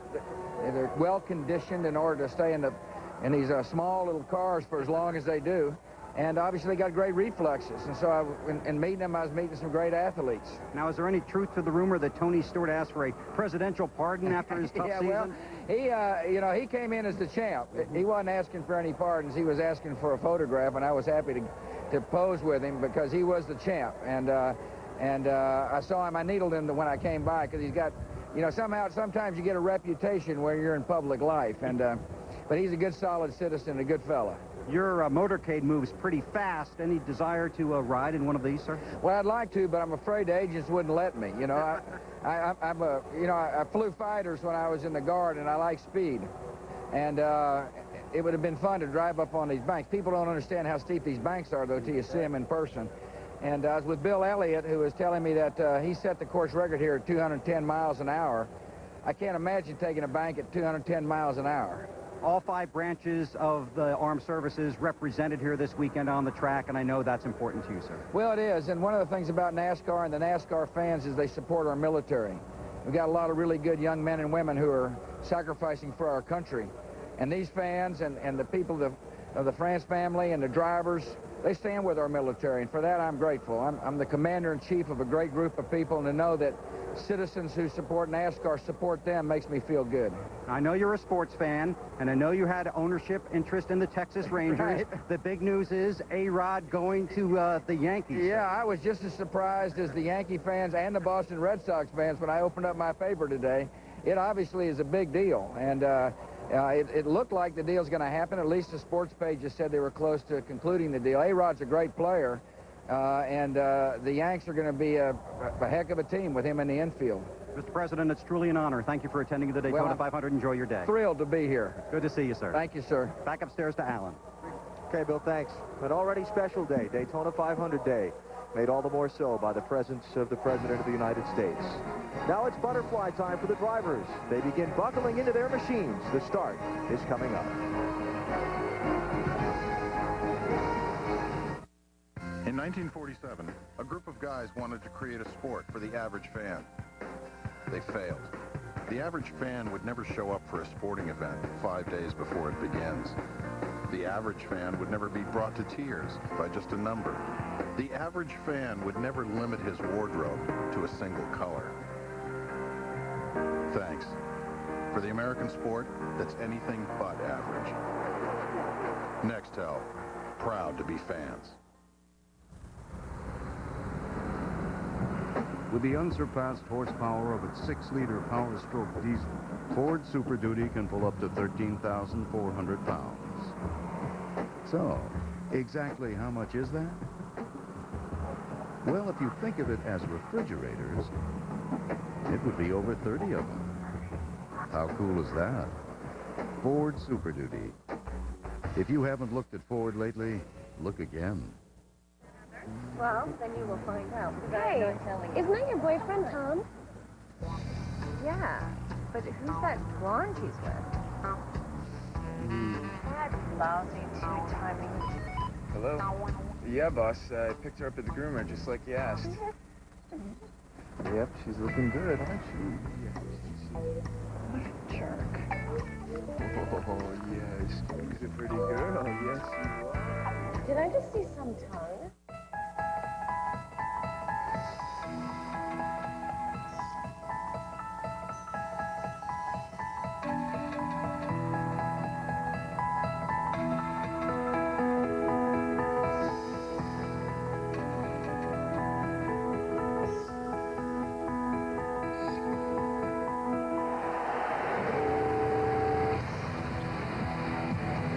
No surprise, the Home Depot is NASCAR's home improvement warehouse. NBC Sports live at Daytona International Speedway, where the Daytona 500 is moments from getting started. We go trackside for the Invocation National Anthem and command to start engines.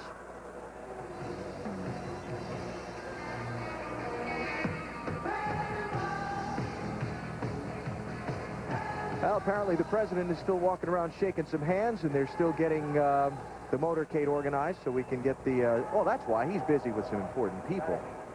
The military. And since he's the one that's going to say, gentlemen, start your engines, they want to make sure he's ready to go before they put that into play, huh? That would be a good idea. Tell you what, you could just feel the energy in this crowd. Just, Bill talked about it earlier, but you could just feel the energy surge when that motorcade came rolling around the track. How cool is that, BP? The president come to see us. It is a big deal. I've been here for 3 presidents now. Reagan back in '84. Yep. His father was here in 1992, and now George W. Yep. And the president visiting with some members of the armed services before coming out to the head end of the field to conduct his duties to get this race underway. There's the First Lady just behind him. I don't guess there's anybody there that's got enough nerve to go up and say, come on, Mr. President, you got the job to do. He's going to set the agenda here. Exactly. Which is perfectly fine. And the drivers, some of them, matter of fact, just before the president walked up to the members of the military, he was speaking with Greg Biffle, whose car is lined up in the first position for the pace laps, and Greg just climbed into his car, so he needs a couple of minutes to get strapped in and get all of his safety equipment hooked together properly before he's ready to roll off and begin this race.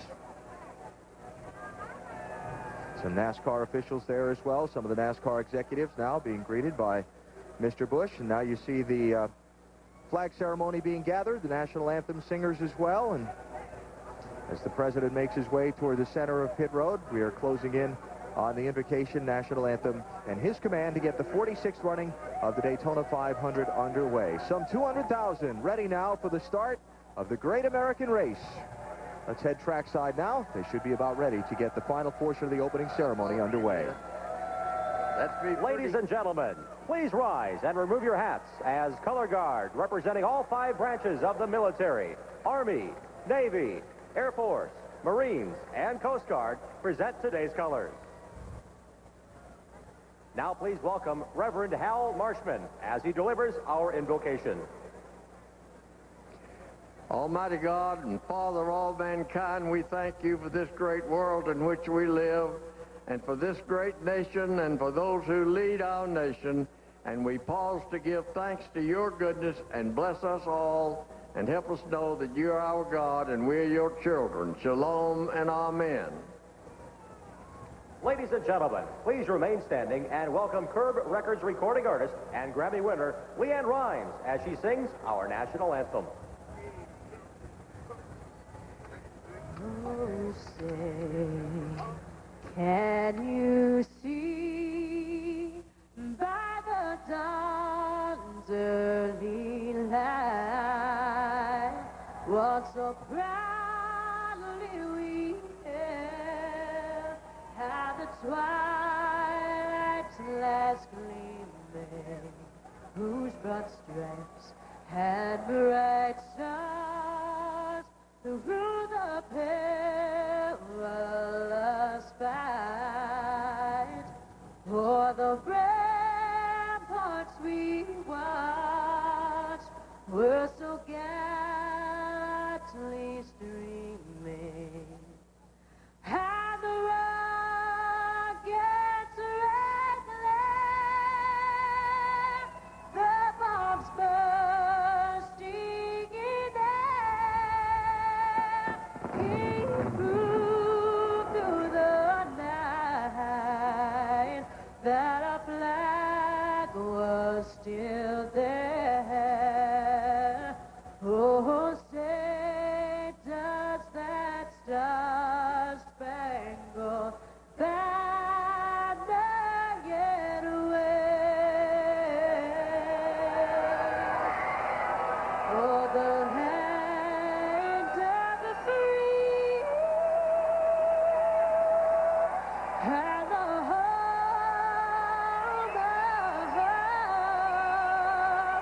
of the brave.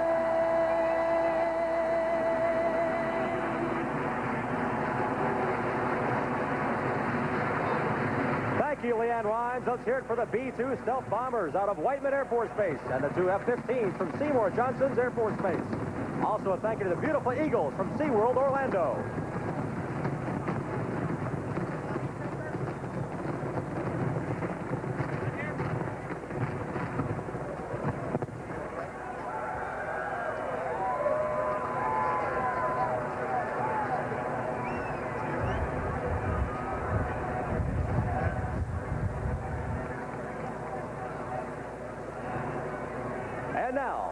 gentlemen, please welcome NASCAR Nextel Cup Series Championship driver, Mr. Bill Elliott. Ladies and gentlemen, for the most famous words in racing, the President of the United States.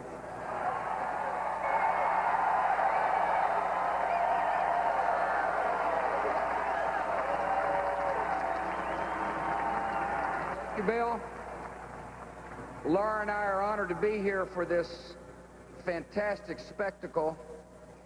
We asked God's blessings on the drivers, NASCAR fans, and on our great nation. Now it is my honor to start this race. Gentlemen, start your engines.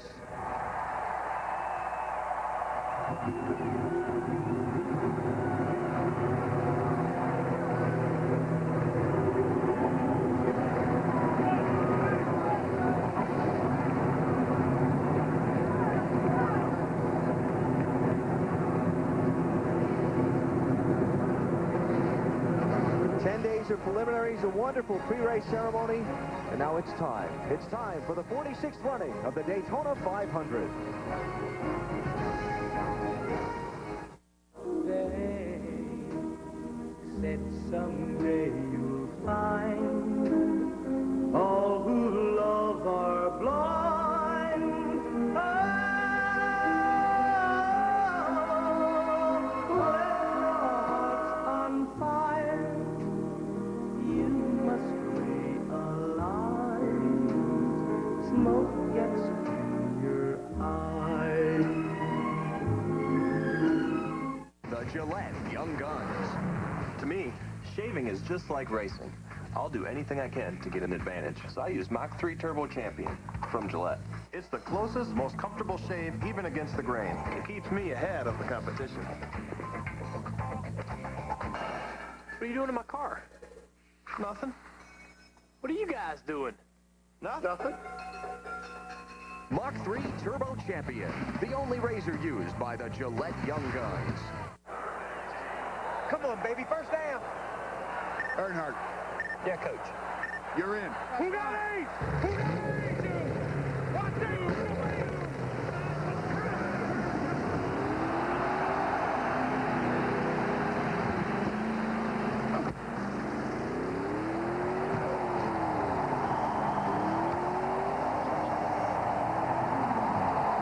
Walkie-talkies get it done. Nextel.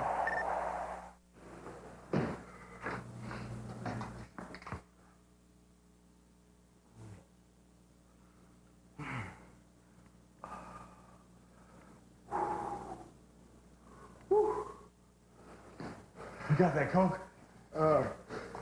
Sure.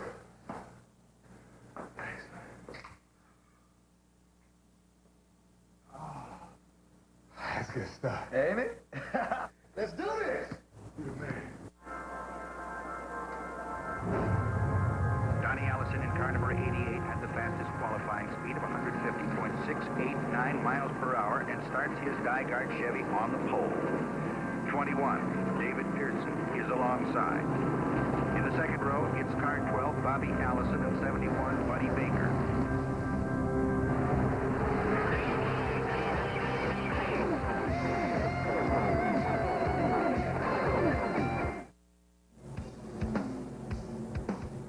NBC's coverage of the Daytona 500 is brought to you by Nextel coast-to-coast walkie-talkies in under a second. NASCAR and Nextel, partners in speed. By Mach 3 Turbo Champion, the only razor used by the Gillette Young Guns. By the new Chevrolets, 10 new cars and trucks in 20 months, an American revolution. And by Coca-Cola, let's make it real. Field of starters in today's Daytona 500 still sitting along the pit lane, warming the oils and fluids in the cars before they roll off to begin their parade and pace laps and approach the green flag in today's Great American Race.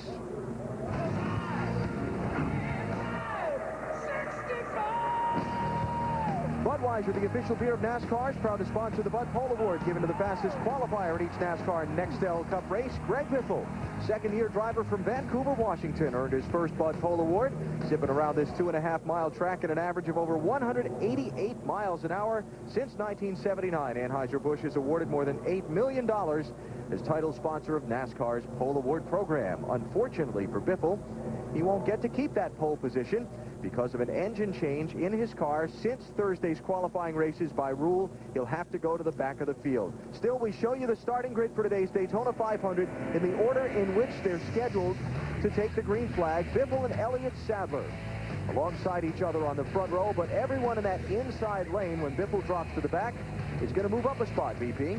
Which will put the third-place car, Dale Earnhardt Jr., number 8, on the pole for the Daytona 500. Sterling Marlin will start second. Tony Stewart's car repaired after a crash. You heard about that earlier. He's going to go from row number 3. And Mark Martin, his 20th try in the Daytona 500. He's not won it yet. And Jamie McMurray, very fast. And look, last year's winner, Michael Waltrip, inside row 5. Well, Jeff Burton, Matt Kenseth, the defending series champion, in row number 6. You heard from Bobby Labonte earlier on Countdown to Green, one of Joe Gibbs' 2 entries. He's in row number 7 with Joe Nemechek in the U.S. Army-sponsored machine. Ricky Rudd driving for the Wood Brothers. Starts back in row number 8, his 27th 500, most of drivers in today's race. Rusty Wallace would love to win this 500, has never won. The 2002 winner, Ward Burton, in row number 10 with Ryan Newman, hoping not to end up upside down like he did a year ago. The rookie, Johnny Sauter, inside row 11. Jeremy Mayfield on the outside. Ohio's Dave Blaney and Michigan's Johnny Benson. In row number 12, Californian Casey Mears and Wisconsinite Scott Wimmer in row 13. Another rookie driver, Casey Kane, row 14. Who replaced Bill Elliott this year. Elliott going to run a reduced schedule. There's John Andretti. Uncle Mario won this race back in the late 1960s, and Robbie Gordon there with him. You look at the rest of the starting field. VP, fire up the old onboard radio over there. Let's try to talk to Greg Biffle. Hey, Greg, Benny Parsons, you got me? Marker on my tach, 37 seconds. He's talking to his crew, talking about what the tachometer is saying. 3,700 seconds. 3,700 RPMs in second gear. That will be pit road speed, 55 miles per hour. 37.6. Cars do not have speedometers. They have to go by a tachometer. Let's try again. Greg Biffle, Benny Parsons, you got me? That's your BP. Hey, for a week you've been on the penthouse, the 25th floor. In about one lap, you're going to the basement, to the very back of the field. Your thoughts? I'll tell you what, the National Guard car is really, really fast. This Yates Roush horsepower under the hood. I don't think I'm going to be there very long. I got a really good race car. You know, the Bud Pole trophy's in my motorhome, and they've made the check out to me. So it's unfortunate we got to go to the back, but we think we got a really good race car. Can you beat Junior? If I'm in front of him, I can beat him, but I'm not going to be for quite some time. So we'll see. Pit strategy is going to be important. When this car's out front, it's really fast. Good luck, Greg. Greg Biffle getting set to pull out of line and drop to the end of the field on this pace lap after the engine change in his number 16 Ford. A couple of drivers trying to qualify for the 500, unable to make the field. Kirk Shelmerdine and Andy Hillenberg had the heartbreak on Thursday.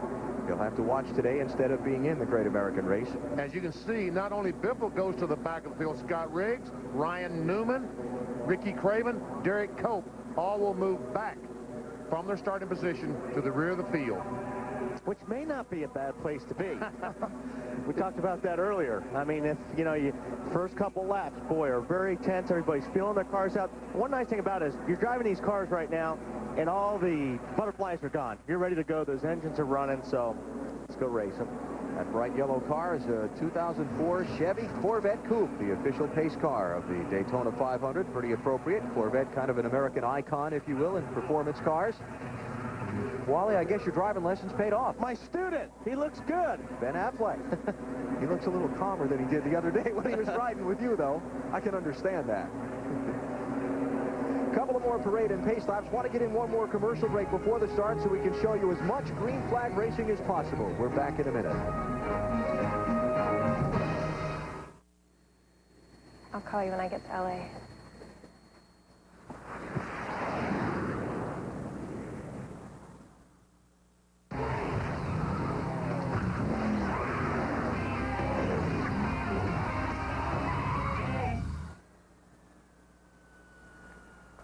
I think you forgot something. This isn't mine.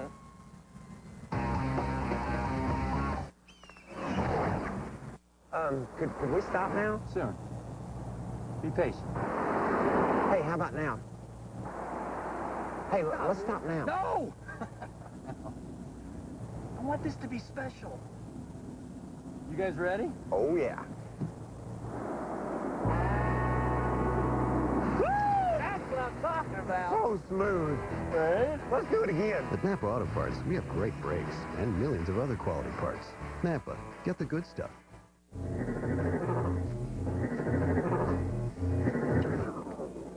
That thing's loud. How's it work? It makes the car go faster. Yeah, but how does it make the car go faster? Well, let's say you're going a certain speed. With the top speed technology, it's going a ton faster. You really don't know how it works, do you? No. Top speed technology is up to 5 times faster on dial-up, and it's built into AOL 9.0 optimized. Go to AOL.com. Every coach knows the ability to stay in a game is what counts. So if you want to stay in a game, don't let anything hold you back. Take action to stay in a game. Ask about Levitra. Ask your doctor if a free sample is right for you. Levitra, stay in the game. Do what I did. Ask your doctor about Levitra. Levitra works for me. See if it'll work for you. Think these walls are tough? Check out these walls.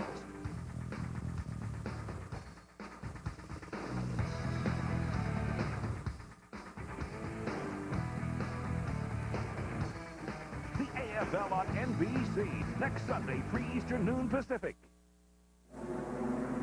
What a sight. The Daytona International Speedway, packed with fans, sold out, some 200,000 here. Looking on as the 46th Daytona 500 is 1.5 pace laps away from getting the green flag. Drivers all buckled in, getting their cars ready to go. Let's check down on pit road with the crews. Dave Burns. And about Sterling Marlin, guys, I talked to Sterling just after he finished up business with the president down here, and Sterling told me that they didn't change a thing on his car since yesterday's final practice session. He's very pleased with this car. He's also pretty happy about where he's starting today. He's starting 4th, and he started 4th when he won his very first of 2 Daytona 500s back in 1994. Matt? Jeff Burton starts 11th back in July of 2000, Dave. Jeff Burton gave Cardinal Jack Roush his first Daytona Nextel Cup car win. Now he wants to try to give his first Daytona 500 win. But a victory today would go a long way in helping his team. The 99 team only has enough sponsorship through May. So, meanwhile, it'd be a great place to get that trophy for the mantle. It would be great for the checkbook to keep that team alive. Marty Snyder?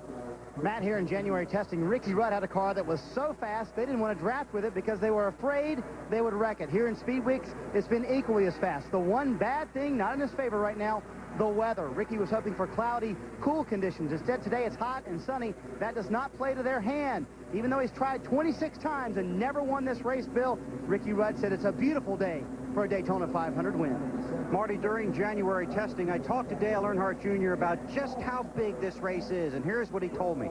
There are great drivers that never win the Daytona 500, and great drivers that never win a series championship. He said he doesn't know what would bother a driver more, ending his career without a Daytona 500 win or without winning a series championship. He added he hopes he never has to find out. Alan? Bill, he's on a lot of people's minds as a heavy favorite to win this Daytona 500 this year. But we know that many, many times the fastest car does not win this race. It's always filled with dramatic twists and turns as we get into those final laps. That is the entrance to pit road, and BP, it can be tricky. Yeah, new rule. First of all, you have to come in single file. And you've got to be single file by that Here. line right there, BP. Those two pylons, that white line, And here, the car is running about 190 miles per hour, 185, 190 miles per hour. And by here, you've got to be 55 miles per hour. And it is very, very hard to bring these cars down from 185 miles per hour to 55 in that short distance because the brakes aren't really good on these cars. Plus, you've got to judge the speed. A lot of times, you'll lock the tires up getting down into the pits, which you've got to be very careful of. And you're in very heavy traffic on pit road. When somebody stops short in front of you, sometimes things go wrong. Thursday's 125. Casey Kane, the red car, hits the brakes in front of Jeff Gordon. Jeff runs to the back of him, spins him on pit road. And that can completely take you out of being in the race. As Jeff damaged the nose of his car to the point that it overheated and knocked him out of contention on Thursday. The first pit stop. Keep an eye out for it. Usually someone makes a mistake and costs themselves a chance to win this race. And we got a lot of rookies that aren't used to coming down in this pit lane, and that could be a problem. The problem, you get to 55 miles per hour, your pit stall is on down pit road. You feel like after running 185, you feel like you can walk faster than that. You end up sliding through your pit. And not only that, BP, but you can't imagine how, or you can imagine, but a lot of people can't imagine how hard it is coming down pit lane. You see all those colors and all those pit boards flying. It's hard to find your pit sometimes. You've got to have your crew chief go 10, 9, 8, count you down to where you're getting close to the pit. Something to keep an eye on as we get in toward that first set of pit stops when this race gets underway. $16 million in awards on the line. Better than $1 million to the winner.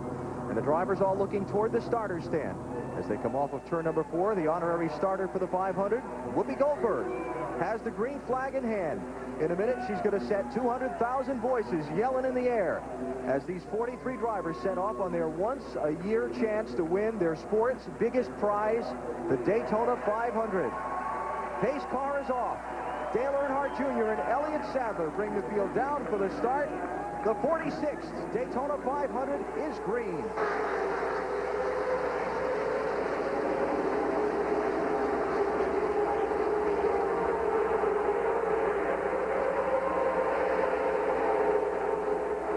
Takes about a lap and a half, 2 laps to get these cars fully up to speed. And Elliott Sadler on the outside in the 38 car would love to beat Junior, get in front of that 8 car because they're concerned if the 8 car gets in front, he's so fast, a lot of cars will not be able to pass him. Now this track, don't forget, we've had a lot of rain here, so the track is green. There's not a lot of rubber, so these guys are gonna have to really feel the track out to see where these cars work the best. Yesterday in the Busch race, the high side was really good for some guys, so there's a little bit of feeling around right now to see how your car is gonna react and where it's gonna react the best. First few laps, always very tense. The traffic close together. One driver makes a mistake. It can cause a big problem for a number. Earnhardt Jr. leads lap 1 by about a foot. Tony Stewart is behind him in the 20, pushing. The outside lane, it's Elliott Sadler in 38, pushed by Sterling Marlin in 40. And you got to be careful right now. You do not want to be put in the middle. That's why these cars are running really close. You've got to watch in your mirror. You got to put a block on because if you get put in the middle, you're probably going to go backwards. But somebody's going to try the middle. They're going to feel like, well, maybe I can use the middle to go forward. Tony Stewart moved up to try to see what would happen if he got out behind the 8 car. Look how the 8 car shot away from him when those 2 cars, the 38 and 20, got side by side.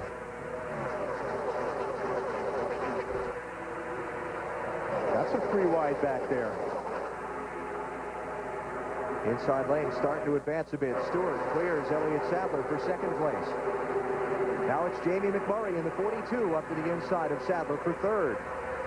And he's followed by Michael Waltrip in the 15 car, the winner of last year's Daytona 500. The good thing about Sadler, he's got a really good drafting partner right now. Sterling Marlin knows how to draft as well as anybody on this racetrack. So if he can keep Sterling there, he may just push him right back to the front. It is first to 40th. 2.5 seconds covers the entire field. Look at that, 194 miles per hour. Larry Foyt was running. On board Kevin Harvick, running in 10th. And right now is the best these cars are going to feel because the tires will start wearing and these cars will start sliding more and more every lap. McMurray clearing that outside lane of Elliott Sadler. Michael Waltrip pushes through. Now the first 4 are cleared. This is a camera we have inside the helmet of Michael Waltrip. You see the visor crack just a little bit to keep from fogging up. And this really gives you an idea of what the driver goes through and how violent that these cars are on this Daytona racetrack. Checking the mirror to his left, now looking ahead to the corner ahead of him. And Michael Waltrip running in 4th position. Just doesn't look like that outside line's got it, Benny. Not right now, it doesn't, but it might be because the 8 car is just simply so fast. Yeah. Jimmy Johnson in 48, racing Elliott Sadler now. That'll be for 5th place. Dale Earnhardt Jr. kind of got a gift for that pole position when Greg Biffle's team had to change the engine, Bill. He's making the most of it right now. That's how good he is, Alan. He got the pole while it was in a different race. How about that? Yeah. Led the field to the green flag. Same car that they ran at the Sport Restrictor Plate races last year. Was a little tight in the twin 125s. Junior wasn't really pleased with it yesterday. They worked on it to try and make him happy today. Dave? Bill, we showed Tony Stewart's last happy hour final practice crash yesterday in the pre-race show today. Tony's team worked on that car a lot yesterday afternoon. I talked with crew chief Greg Zipadelli this morning. I said, well, did you get it to a field dressing state, or is it better than that? And he kind of laughed and said, it's better than that. It's not as perfect as we want it. Marty? Dave, Michael Waltrip told us on Countdown to Green and reiterated to me before he got in the car, I will work with the 8 car. We will work together. Our #1 goal at DEI this year, work together better than we ever have. It starts today, but on the last lap, it's every man for himself. Michael Waltrip has won the Daytona 500 in 2 of the last 3 years. He's running in 4th now.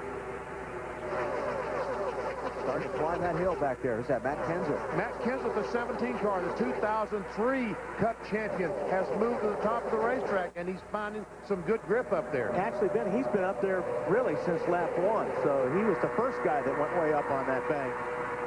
I'm not sure he's going up there because he likes it up there, or because maybe his car's tight and it won't turn. Marty, what are they saying about the 17 car? He's been up in that top groove, Wally, since Thursday. They really haven't run the bottom groove that much, but Matt likes to run up there, especially in the early run. Wally, you can talk about this. He wants to save that right front tire. If you try to keep the car on the bottom and force it down to be on the bottom, it'll wear out that right front quicker. You're right. It's easier on the right front tire if you're up high. These guys down on the bottom are tugging on the steering wheel. Oh, we got the Mark Martin 6 car.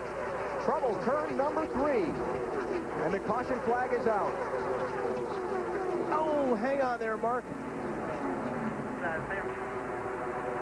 don't think Mark could see anything there for a while. He's oh, Johnny Benson still can't see, I don't think, out of that car. Robbie Gordon bouncing off each other. That car was just completely filled with smoke. Mark did a great job there, trying to keep it as straight as possible. Mark Martin's 20th try. I couldn't see nothing. I couldn't see. You did fine, did great, bud. And how disappointing is that? Yeah. I mean, Mark Martin really felt like he had something today to win the Daytona 500. Dave? BP, I talked with Mark Martin right before the start of today's race and asked him about whether or not they had conquered the problems they had on Thursday. Mark believed that they had. He said he hadn't had any problems on Friday. Unfortunately, it looks like there's something deeper in their motors.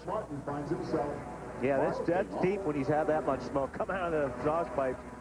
Watch a car up there on the high bank. You'll see a little bit of smoke here for a second, and then, boy, it just pours out. Watch everybody dive underneath.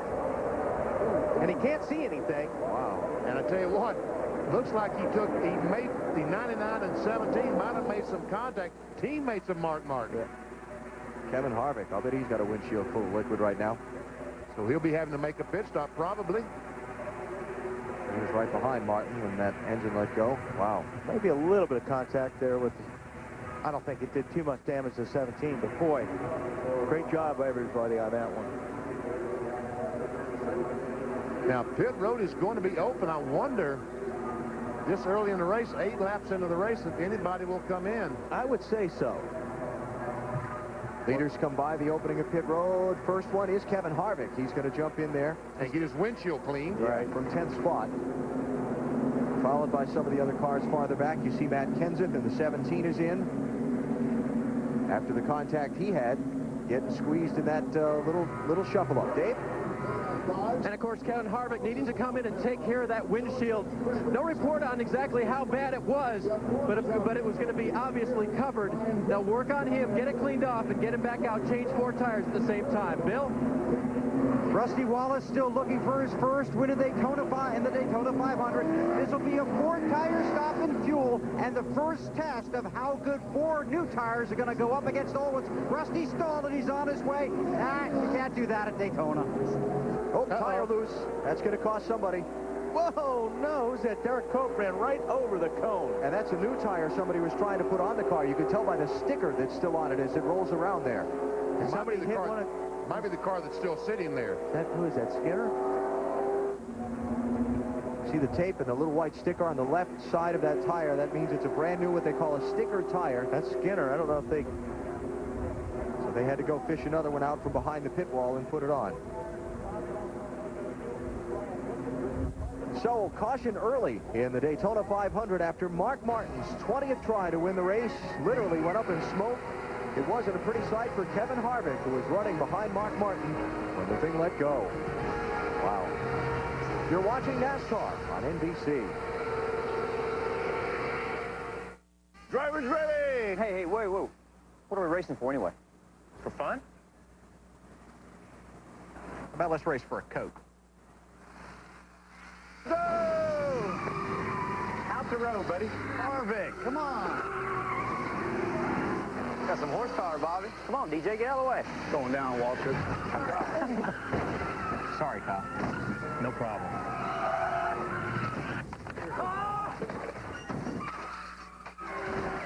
I just wrecked in turn 5. Last lap.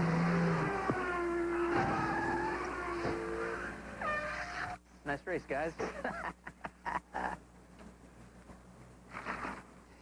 Yeah. Hey, Kevin, we need you in the pits. Oh, dang. Sorry about your little car, Tony.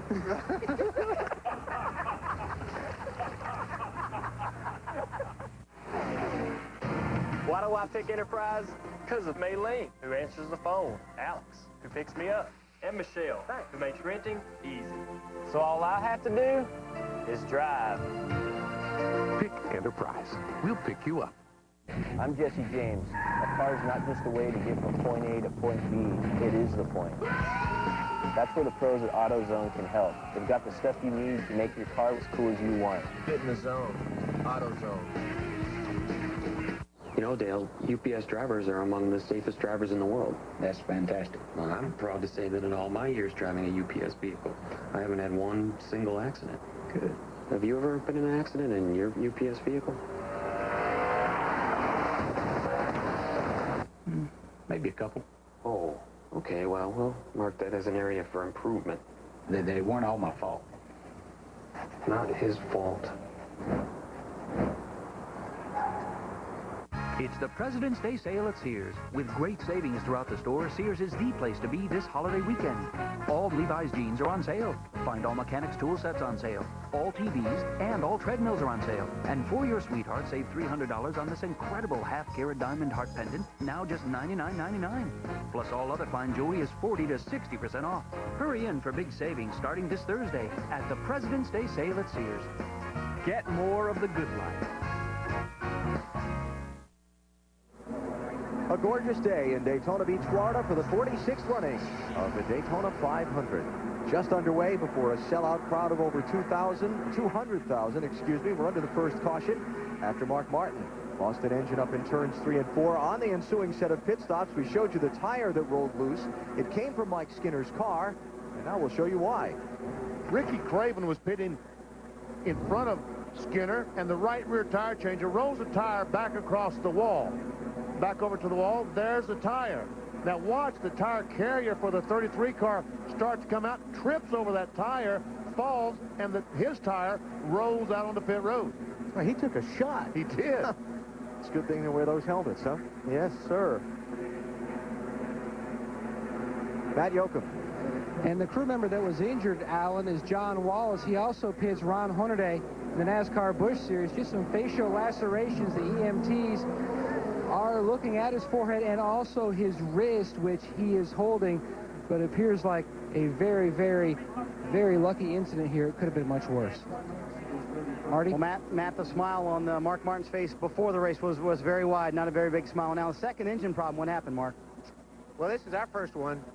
You know, I don't know.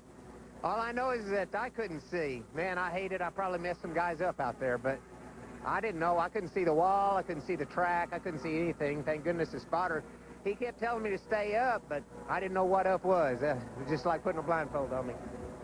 And their day is done, and Wally said right before it blew, it made a pop, pop, pop, pop sound. You probably heard that before, haven't you? Yeah, that's an ugly sound. And it's even worse when you can't see. Matt Kenseth has been back on pit road for a second time under this caution flag. You saw the contact between he and Brendan Gaughan as Mark Martin was trying to feel his way around to slow down. And Mark is listed as the owner of the 17 car. So we're coming to the restart. Dale Earnhardt Jr. leads. Tony Stewart is second. Jamie McMurray third. Michael Waltrip fourth. Jimmy Johnson fifth. The drivers who pitted are all pretty deep in the field. Green flag. The front half of the pack did not stop under that early caution.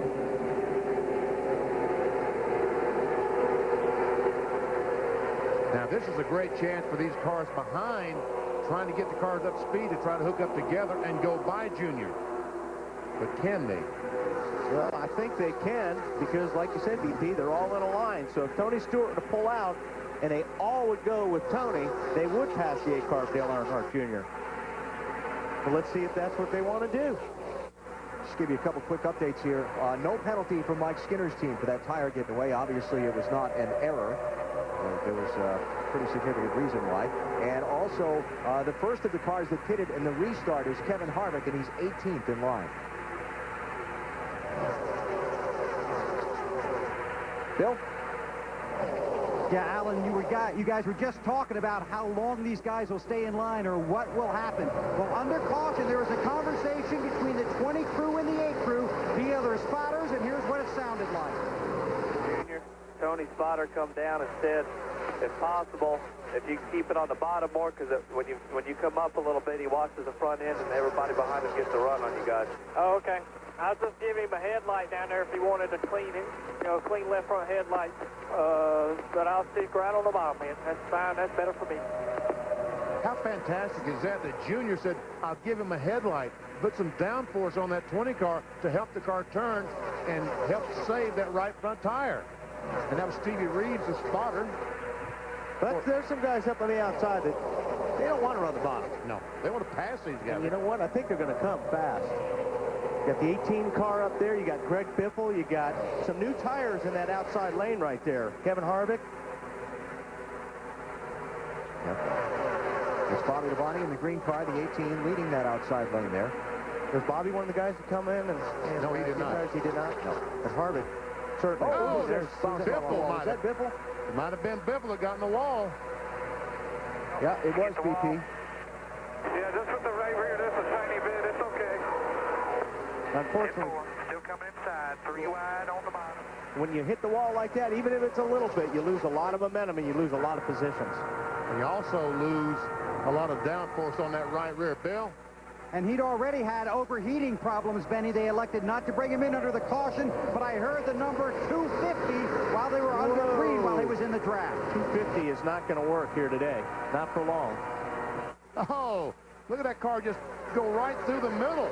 Trying to go through the middle. Rusty Wallace in the middle. But you're gonna be able to do that. Wow, that was exciting.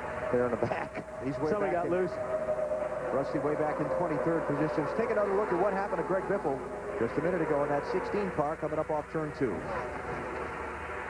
See, and he just makes contact right there, left a tire mark on the wall. And these fenders are so finely tuned. They spend weeks and months getting these fenders tuned in a wind tunnel to be just the perfect shape. And he's just rearranged it. Yeah, and if turn 2 is the trouble spot on this racetrack for a car to push or not turn. And if you just get the right cars around you and you get the wrong position, all of a sudden it just feels like you hit ice and you go sliding up the racetrack, and that's exactly what it looked like Biffle had. No grip in the front. Well, these guys have been pretty good so far, but some of these fellas are getting a little bit antsy, and that's when you have some trouble. The 26 cars in this lead pack, then a little separation to the rest of the field.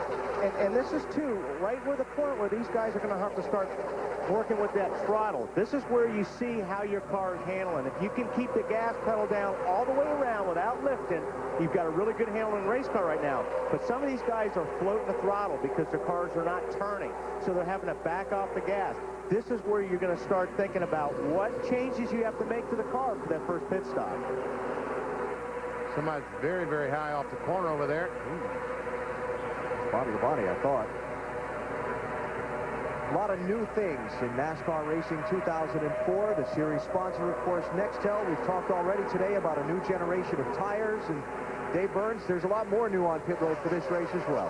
That is Sunoco, the new official fuel of NASCAR. They've come in to give fuel all year long to these teams, fuel that they can trust for its quality, and that it will stay the same. And I tell you what, they have a lot of work to do down here today because fuel runners from every team will be bringing their dump cans down here and getting them filled all day long, and the dump cans are new too. They added an extra gallon to them this year. They're 12 instead of 11, and the guys that haul those up and gas the car on pit road, well, those weigh over 90 pounds now. It's not an easy job, and they'll be some of the busiest people on pit road today.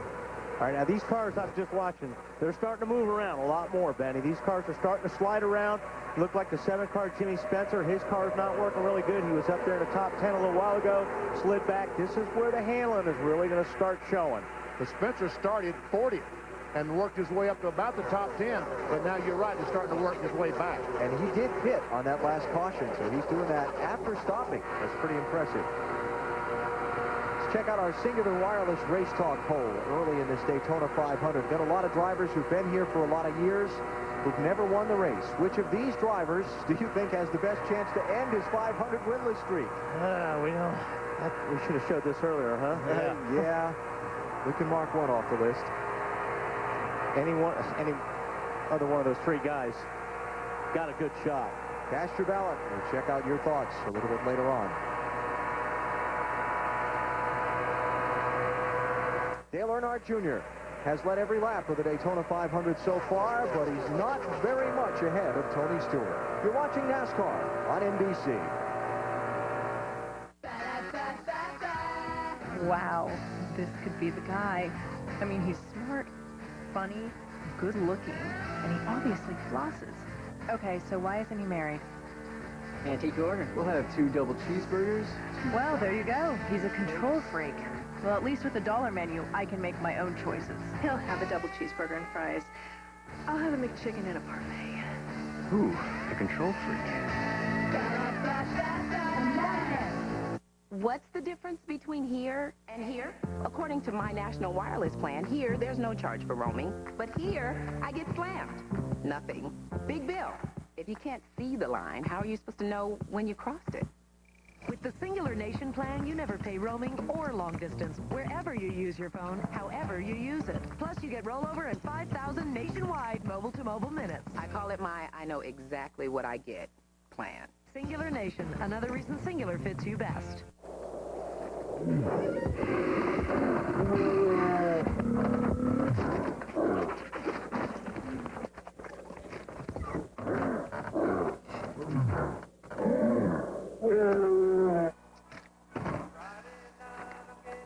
You got ID?